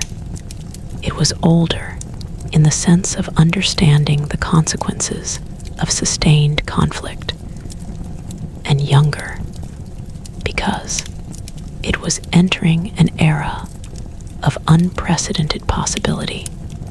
The old feudal hierarchies were weakening. Centralized power was emerging, and the tools of administration, warfare, and trade were evolving at a speed that medieval Europe could scarcely have imagined a century prior. The 100 Years' War had not simply ended. It had transformed the very structure of the world, setting Europe on a path toward modernity that would ultimately change every aspect of human life. And as the echoes of cannons faded into the hills and plains where so many had fallen, as the last survivors of sieges and skirmishes disappeared from memory, Europe began to look forward. It carried with it the lessons of endurance, strategy, and adaptation. Lessons etched into every stone, every ruined village, and every tale passed down through the generations. But history, relentless and unforgiving, had more challenges ahead. The world that emerged from the war was stronger, more connected, and yet more volatile than ever before. And in the next chapter of human history, those tensions would erupt once again, in ways that no single city, kingdom, or army could contain. Even as Europe struggled to piece itself together after the 100 Years' War, the ripples of conflict had reached far beyond the continent's borders, reshaping alliances, empires, and ambitions across the known world. The fall of Constantinople, remembered with fear and fascination, still cast its shadow, influencing strategy, trade, and exploration. Istanbul had become more than a city. It was the fulcrum of power in the Eastern Mediterranean, a city of convergence where cultures collided, religions intersected, and empires projected authority.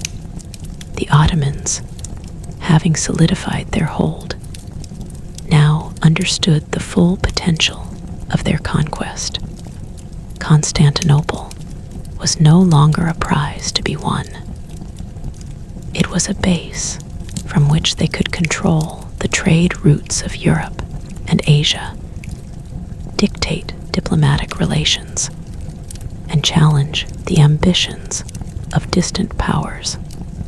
Its strategic position between continents allowed them to monitor and manipulate commerce, politics, and military campaigns. And its fortifications, once tested by cannon fire, now became a template for modern military engineering across the empire. Life in Istanbul, however, was not simply the orderly exercise of authority.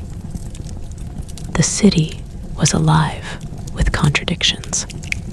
The streets hummed with energy, merchants and artisans speaking in dozens of languages, each carrying goods, ideas, and rumors from lands that seemed far away, yet suddenly close because of trade and conquest.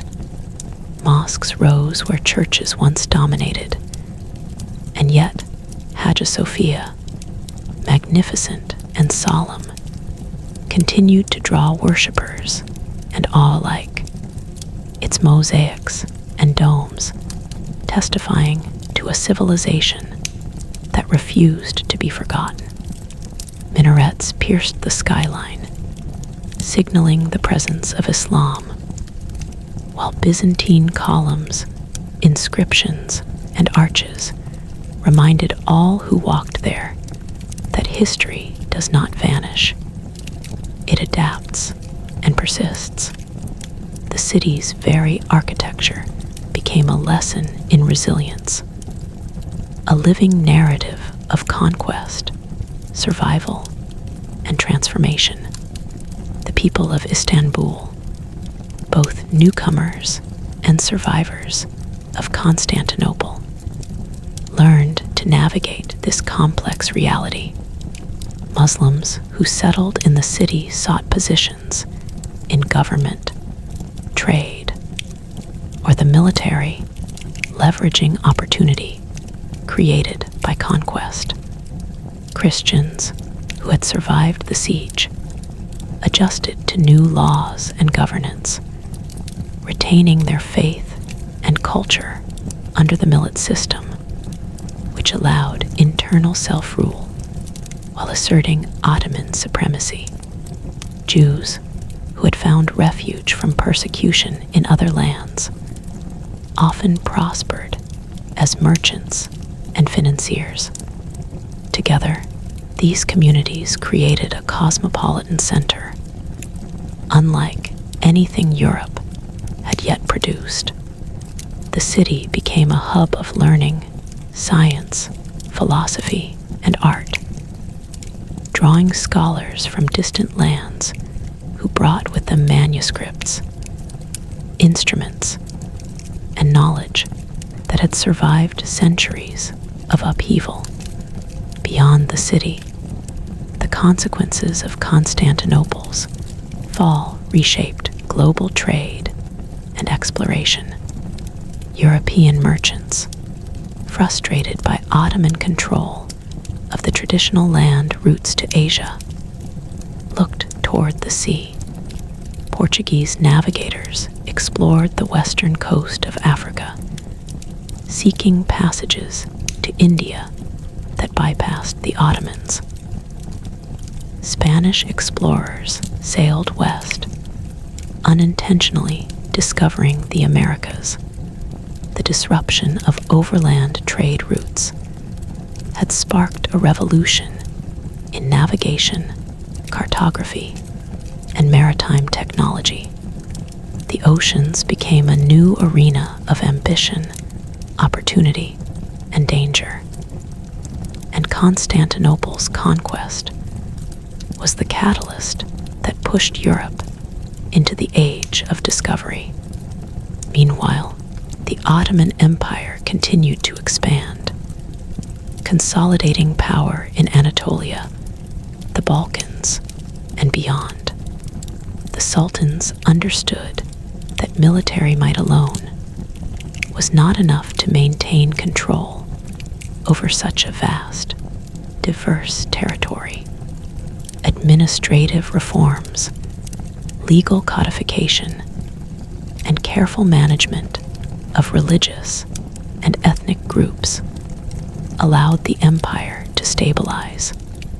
Cities like Istanbul became models for governance, demonstrating that conquest could be followed by order, and chaos could be transformed into prosperity if managed with skill and vision. In doing so, The Ottomans not only secured their position in the world, but also created a template that influenced governance and administration for centuries to come. Yet beneath the apparent stability, tensions remained. Borders were contested, and cultural and religious differences occasionally flared into violence. The empire's success depended on constant vigilance, diplomacy, and adaptability. Generals, governors, and administrators learned quickly that authority was fragile without legitimacy, and that coercion alone could not sustain loyalty across distant lands.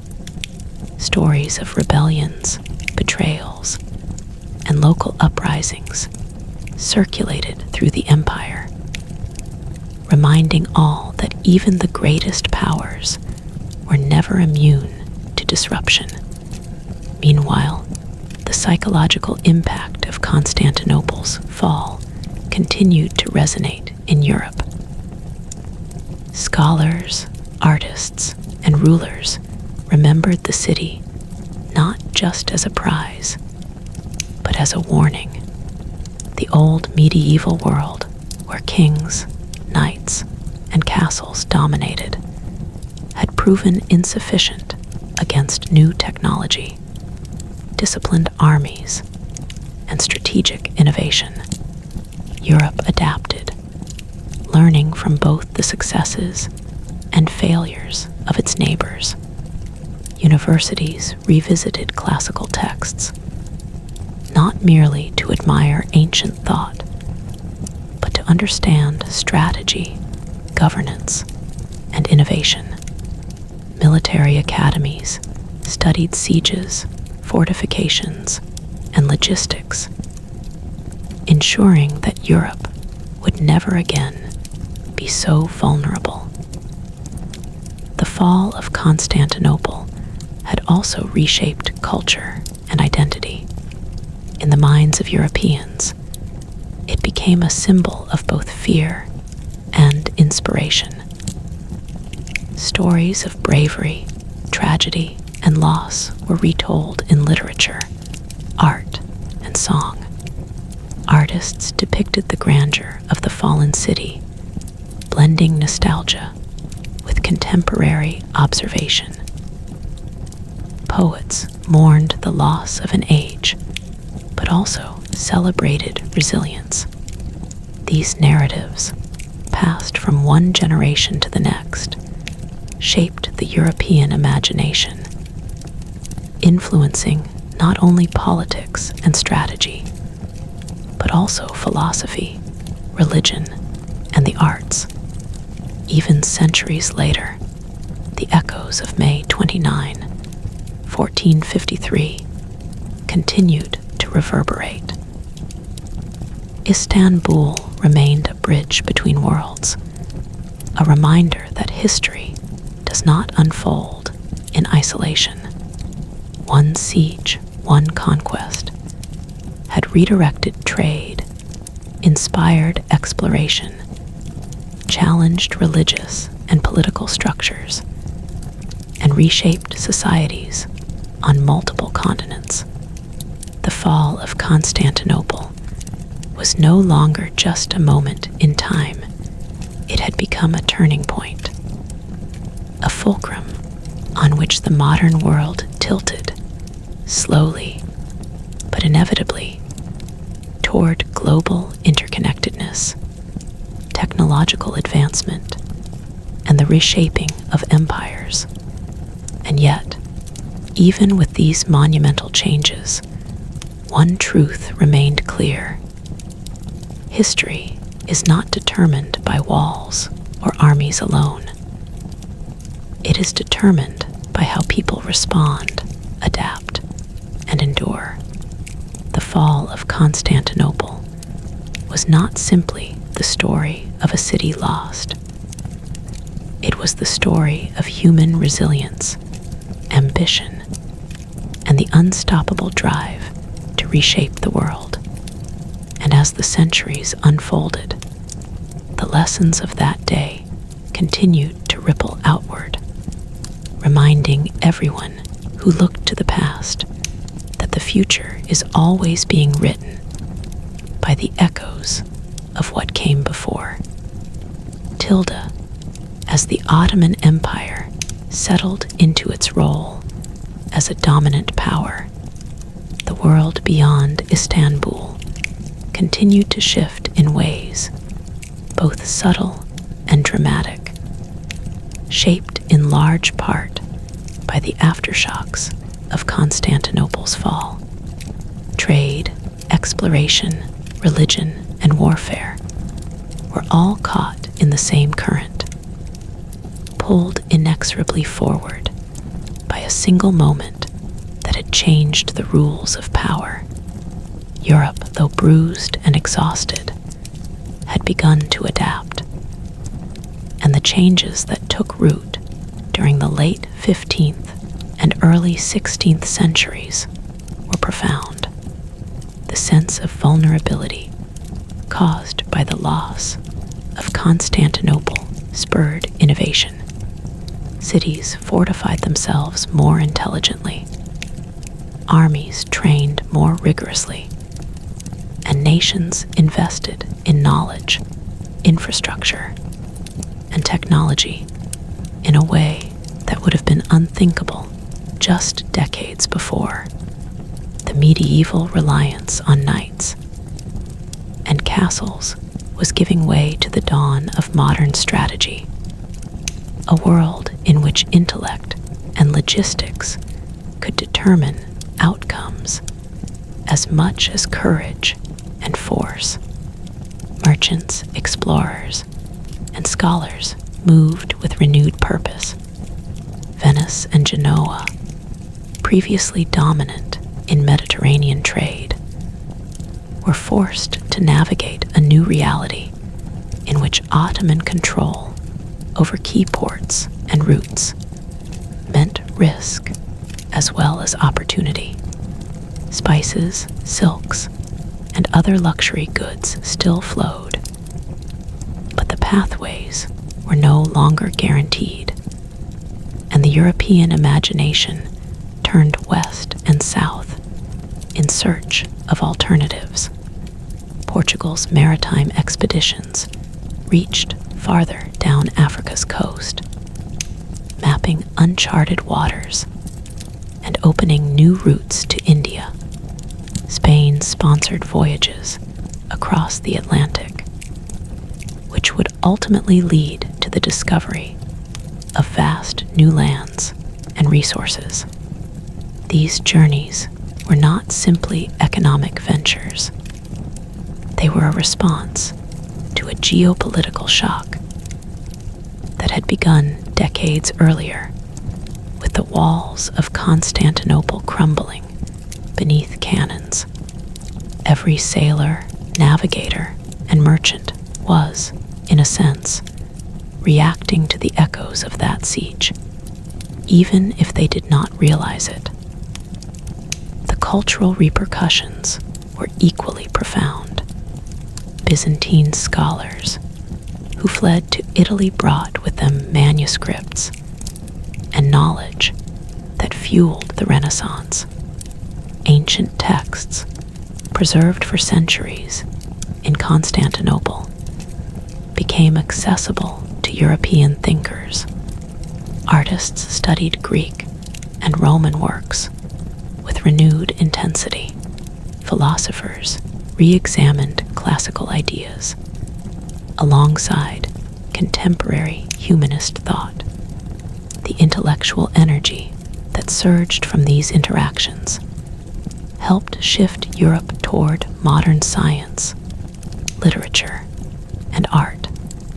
Constantinople, in its fall, had inadvertently become a bridge between the medieval world and the early modern era, carrying knowledge across borders and generations. Within Istanbul, the Ottomans carefully cultivated their image as both conquerors and heirs to the past.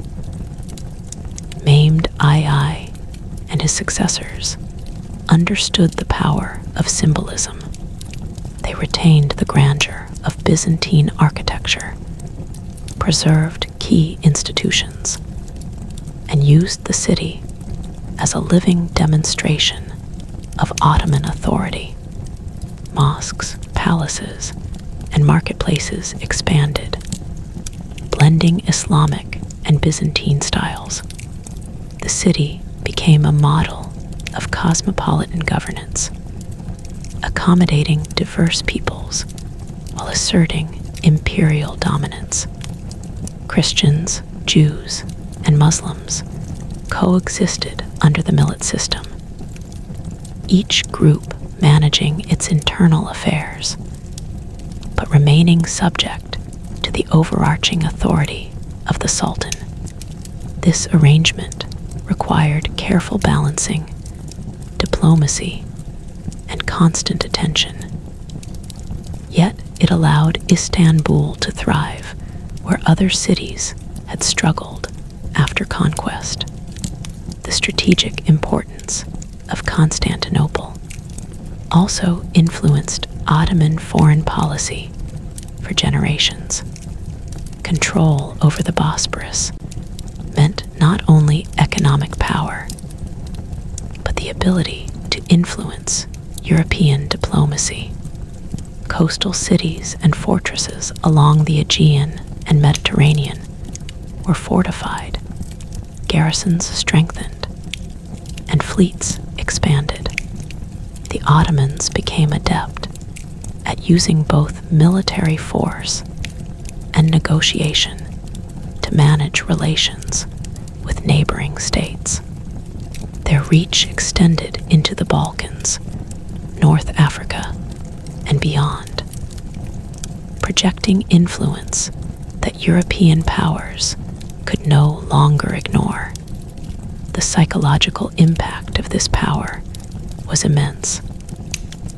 The fall of Constantinople had demonstrated to Europe that a single city could change the balance of an entire region, and the Ottomans would continue to wield that lesson with precision.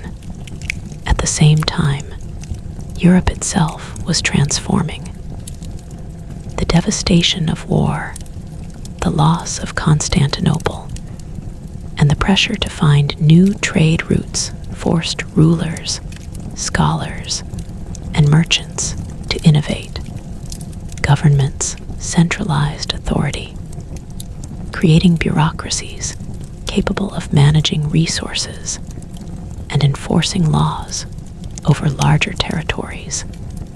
Navies were built, armies professionalized, and economies increasingly connected to global networks of trade. The psychological effect of past vulnerability became a driver of progress. Fear and urgency created the conditions for ingenuity.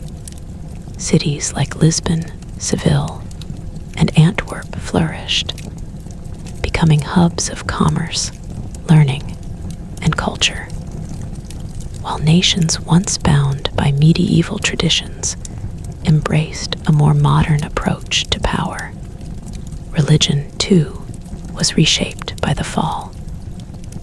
The Catholic Church, long dominant in Europe, faced challenges both internal and external. The loss of Constantinople weakened Christendom's sense of invulnerability, and, in combination with other pressures, contributed to religious reform movements.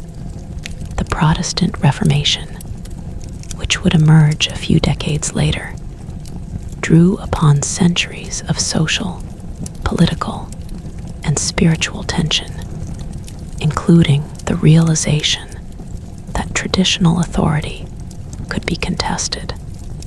Meanwhile, within the Ottoman Empire, Islam was consolidated as the state religion. Yet, diverse populations were managed in a way that allowed pragmatic coexistence. The contrast between these approaches highlighted the evolving relationship between faith, power, and governance across the world. As the 17th century approached, the consequences of Constantinople's fall became increasingly apparent on a global scale. European exploration and colonization accelerated. Ottoman power remained formidable, but faced new challenges as European empires expanded overseas. Knowledge, trade, and cultural exchange flowed more rapidly than ever before. In every corner of the world, the balance of power was being reshaped, and the memory of one city's fall remained a silent but undeniable influence.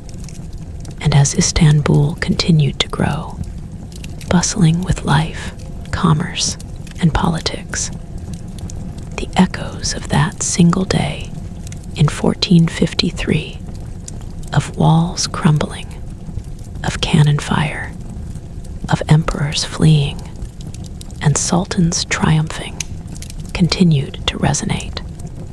History had not ended with that siege. It had only begun a new, relentless chapter. The fall of Constantinople was no longer just a story of a city. It was a turning point in human civilization, a catalyst that altered the trajectory of nations, continents, and cultures alike. In the next part, the story would explore the deeper cultural and psychological legacies of this event, examining how it reshaped identities, ambitions, and the imagination of both the conquered and the conquerors, leaving a mark that would endure for centuries. The fall of Constantinople left an imprint that went far beyond walls and armies. It carved itself into the very consciousness of the people who lived in its shadow, shaping identity, ambition, and imagination for generations. For the Ottomans, the conquest was not simply a military victory. It was the fulfillment of a vision, a symbol of destiny realized.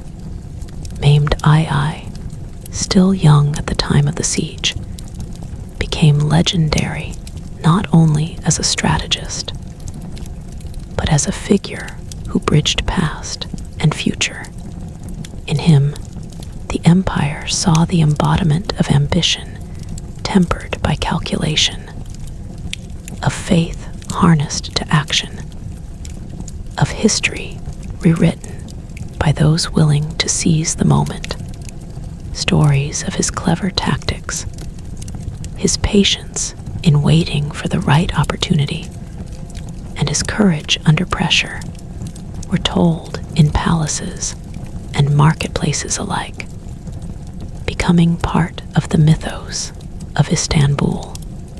Generations would grow up hearing tales of the Sultan who toppled the walls that no army had breached in over 1,000 years, learning from his audacity, his vision, and the meticulous planning that had made the impossible possible. Yet the city itself told a more nuanced story. Istanbul was not only a monument to conquest, it was a city in transition, alive with contradictions and complexity. Streets that had once echoed with Byzantine prayers now carried the call to prayer from new minarets. Markets thrived with goods from Asia, Africa, and Europe, blending the familiar with the exotic. Scholars translated manuscripts, blending Greek and Arabic knowledge into new forms of learning. Artists experimented with styles that mixed Islamic patterns with Byzantine mosaics, creating a visual language that spoke of continuity, even amid change. The city was both a symbol of transformation and a living organism, adapting, absorbing, and creating. Life in Istanbul was neither simple nor static. It demanded resilience, ingenuity, and the ability to navigate multiple worlds at once. The psychological legacy of Constantinople's fall was profound, not only for the Ottomans, but for Europe. To the Christian world, the loss was a shock that reverberated across generations. Constantinople had been seen as the last bastion of Eastern Christianity, a city of saints, emperors, and sacred relics. Its fall challenged deeply held beliefs about divine protection, destiny, and power. Europe realized that no city, no empire, no spiritual inheritance was invulnerable. This realization generated fear, yes, but also a fierce determination. Nations strengthened their defenses, developed professional armies, and invested in technology to prevent similar catastrophes. Trade networks shifted, exploration accelerated, and intellectual life was infused with a sense of urgency and possibility. The fall of one city had taught the world that adaptation, innovation, and foresight were as vital as courage and faith. Culturally, the event inspired stories, art, and literature that would echo for centuries. Painters depicted the siege and its aftermath with dramatic intensity. Walls crumbling, soldiers advancing, civilians fleeing, and leaders strategizing amid chaos. Writers and poets wrestled with the enormity of the loss, combining sorrow with reflection on human resilience, courage, and folly. Chronicles recorded the details of battle, but also sought to interpret its meaning, asking why the city fell, what it represented, and what lessons could be drawn. Through these works, Constantinople became more than a historical event. It became a lens through which humanity examined war, power, and survival. The geopolitical implications continued to unfold as well. Ottoman control of Constantinople and the surrounding territories reshaped trade, politics, and military strategy across Europe and the Mediterranean. Access to Asian spices and silks became increasingly dependent on Ottoman routes, forcing European powers to innovate, explore, and ultimately find alternative passages. Maritime nations rose in prominence, laying the foundation for the age of exploration and the expansion of global empires. The conquest had, paradoxically, both strengthened and challenged Ottoman power. It solidified their position regionally while accelerating European adaptation and technological advancement. The world was entering a period of rapid, interconnected change, and the fall of Constantinople had been a catalyst, pushing nations toward new frontiers of commerce, warfare, and cultural exchange. Even within the Ottoman Empire, the city's conquest continued to shape governance, administration, and social structures. The sultans established complex systems to manage the diverse populations under their rule, balancing authority with tolerance. Religious and ethnic communities operated under the millet system, allowing internal autonomy while reinforcing central control. This pragmatic approach to diversity enabled the empire to maintain stability, encourage economic growth, and foster a flourishing urban culture. The streets of Istanbul, filled with merchants, scholars, and artisans, became a testament to both conquest and coexistence. A city where power was exercised with both force and subtlety.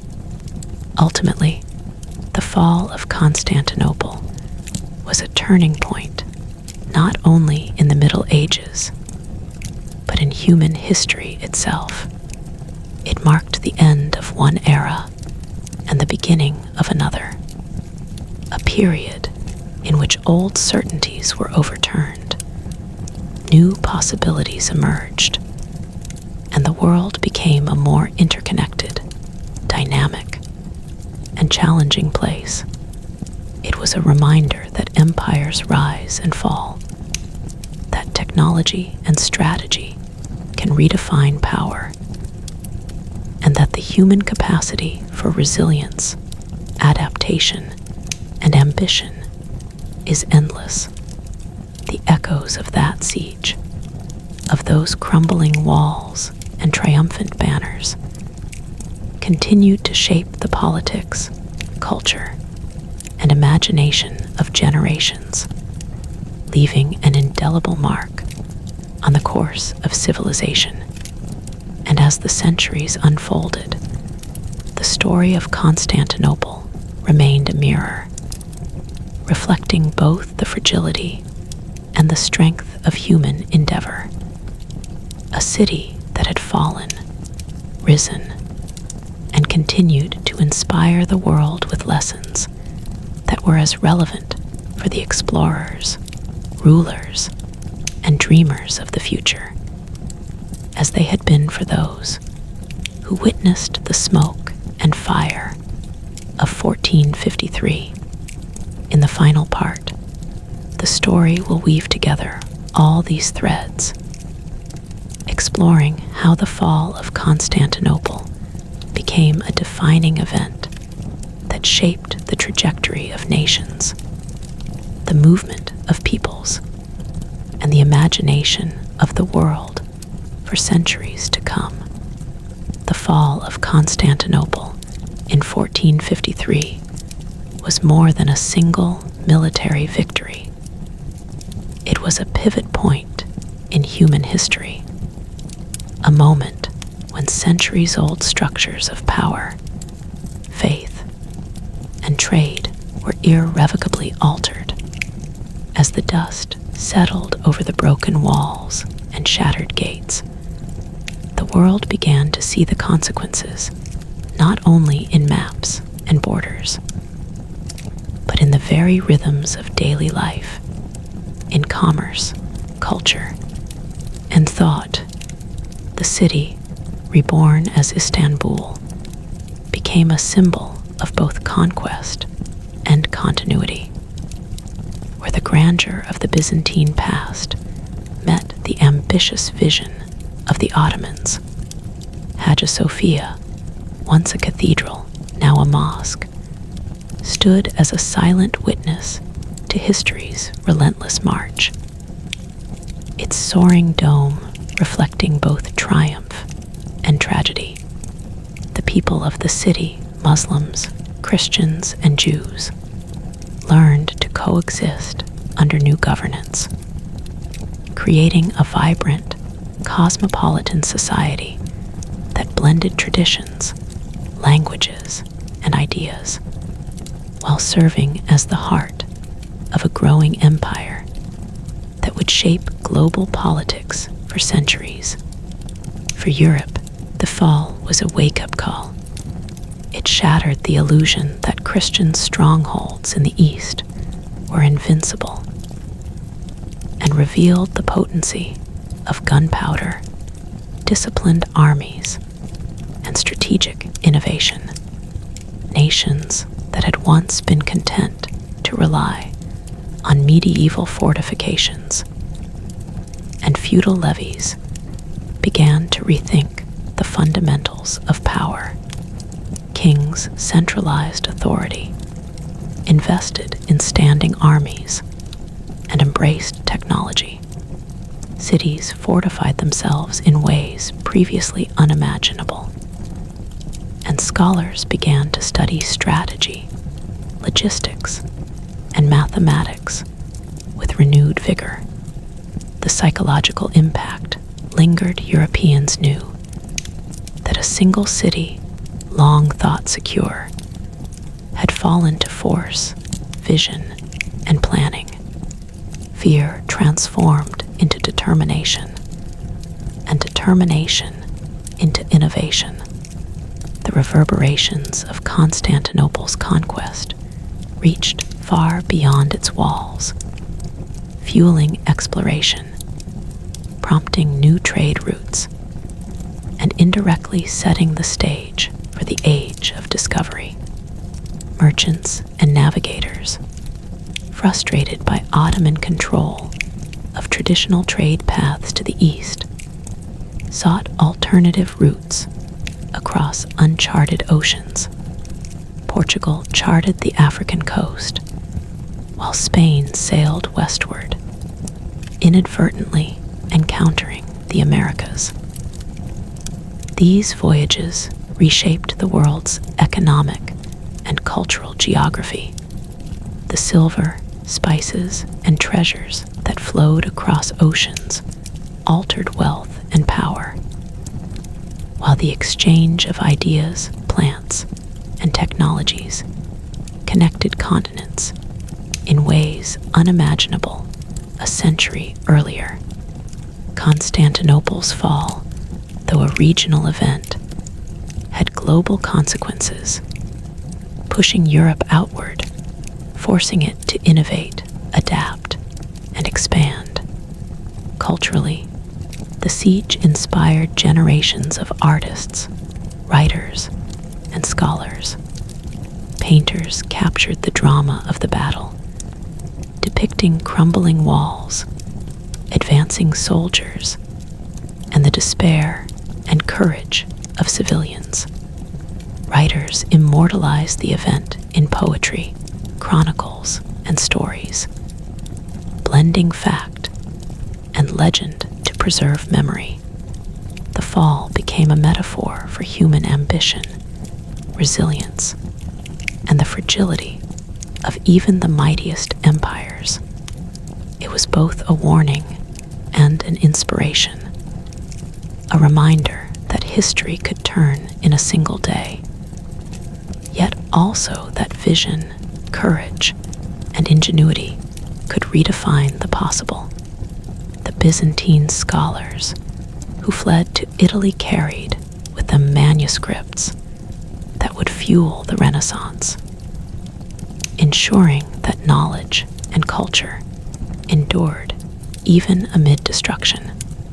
Within the Ottoman Empire, the conquest allowed for remarkable administrative and cultural achievements. Istanbul became a model of governance, blending power with pragmatism.